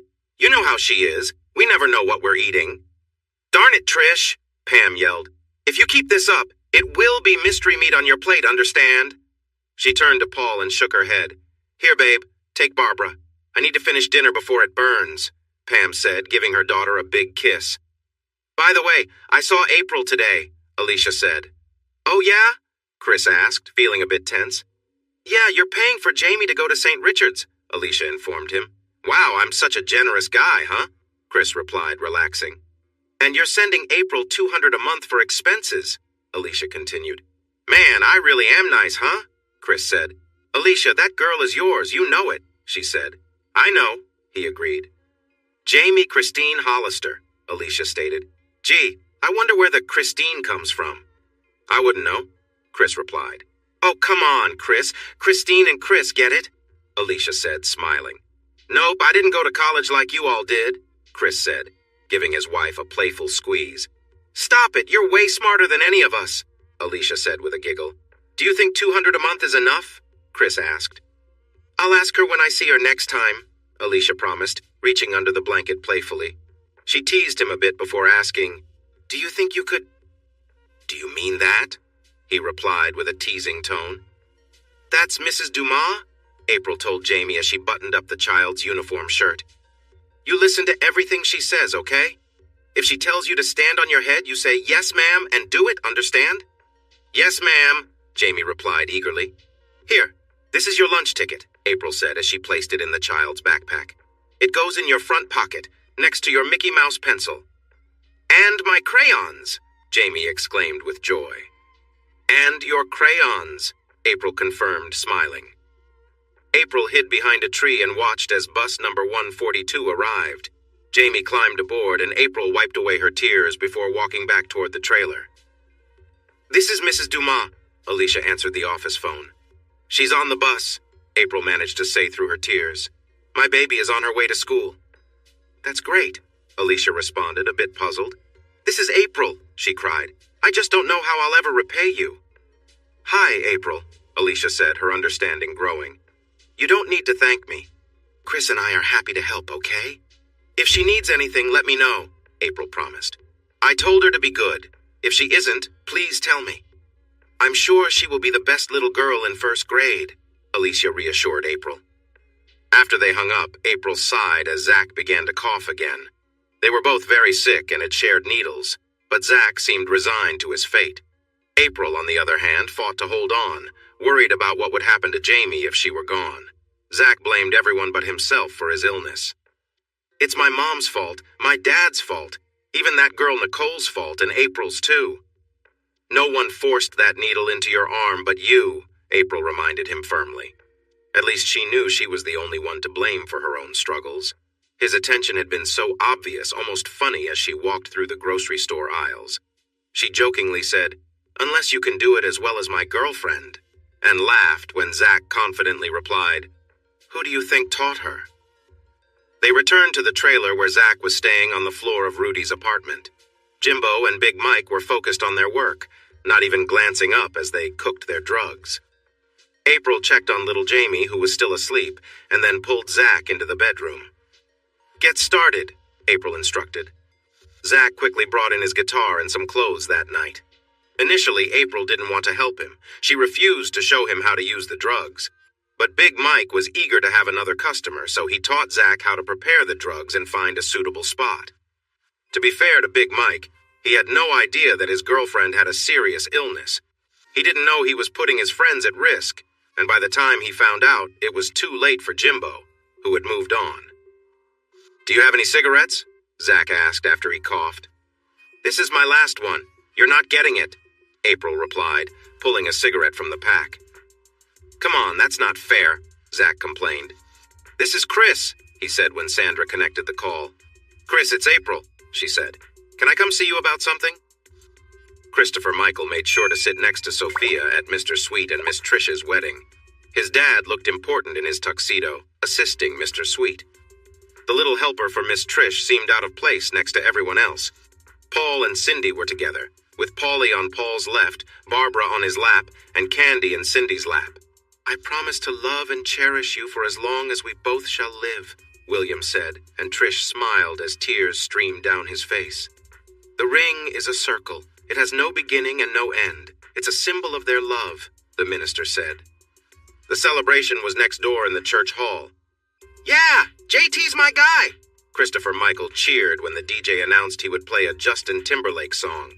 He jumped up from the banquet table and rushed over to where Sophia was sitting. "Naol!" she exclaimed in surprise as he tried to pull her onto the dance floor. "Just give it a try," Nicole encouraged her. "Da!" Sophia called out, hoping Fred would help her. "Just try," Fred signed to her. "You try doing what he does." "Come on, you'll really like it," Christopher Michael said with enthusiasm. Sophia was good at copying others, so she mirrored Christopher Michael's movements. She quickly noticed that whenever she felt a vibration, Christopher Michael would step forward with his right foot and turn. The vibrations were constant, and she began to move with them. "That's it, keep going," Christopher Michael cheered. "Woo, look at those kids." Sweet William laughed. He approached the disc jockey and handed him a $20 bill. "Keep that song playing, okay?" he said, pointing to the two kids dancing joyfully. "Are you sure that boy's white?" Fred joked with Chris as they recorded Christopher Michael and Sophia dancing. "He shines in the dark, he's so pale," Chris chuckled. "See?" Nicole signed when Sophia and Christopher Michael finally returned to the table, both a bit out of breath. "Try it out, it's fun, right?" In response, Sophia hugged her sister warmly. Fred joined them, placing the video camera on the table. "Hey there, want to dance?" Fred asked. "Yeah, right," Nicole said with a smile as she got up.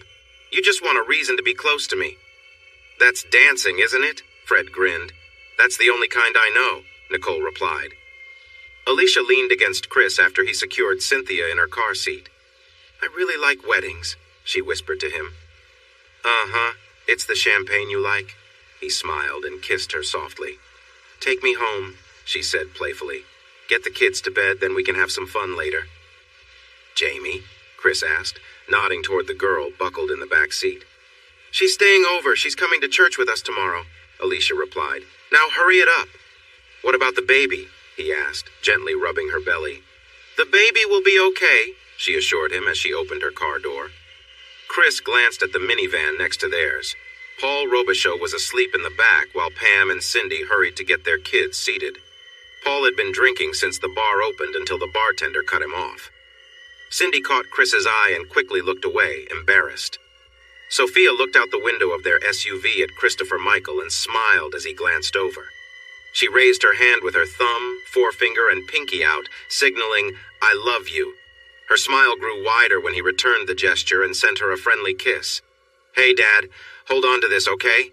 Christopher Michael said, tapping Chris's tuxedo sleeve. "You'll need it when Sophia and I get married." "Hang on," Alicia said with a smile. "How do you know she'll want to marry you?" "What?" Christopher Michael replied, shocked that she would ask that question. "Come on, look at me. I am amazing, just like a bag of M&Ms. "Hey, don't call your mom a mean name," Chris said firmly. "A bag of M&Ms?" Alicia asked. "Isn't it usually a bag of chips?" "Oh, right, they melt in your mouth, not in your hands," Christopher Michael said with a grin. "Christopher Michael, that's gross!" Alicia shouted, trying her best not to giggle. Thanks for watching this video. Don't forget to subscribe to Infidelity Plus to stay updated with more captivating tales of infidelity and payback. Turn on notifications so you're the first to see our latest content.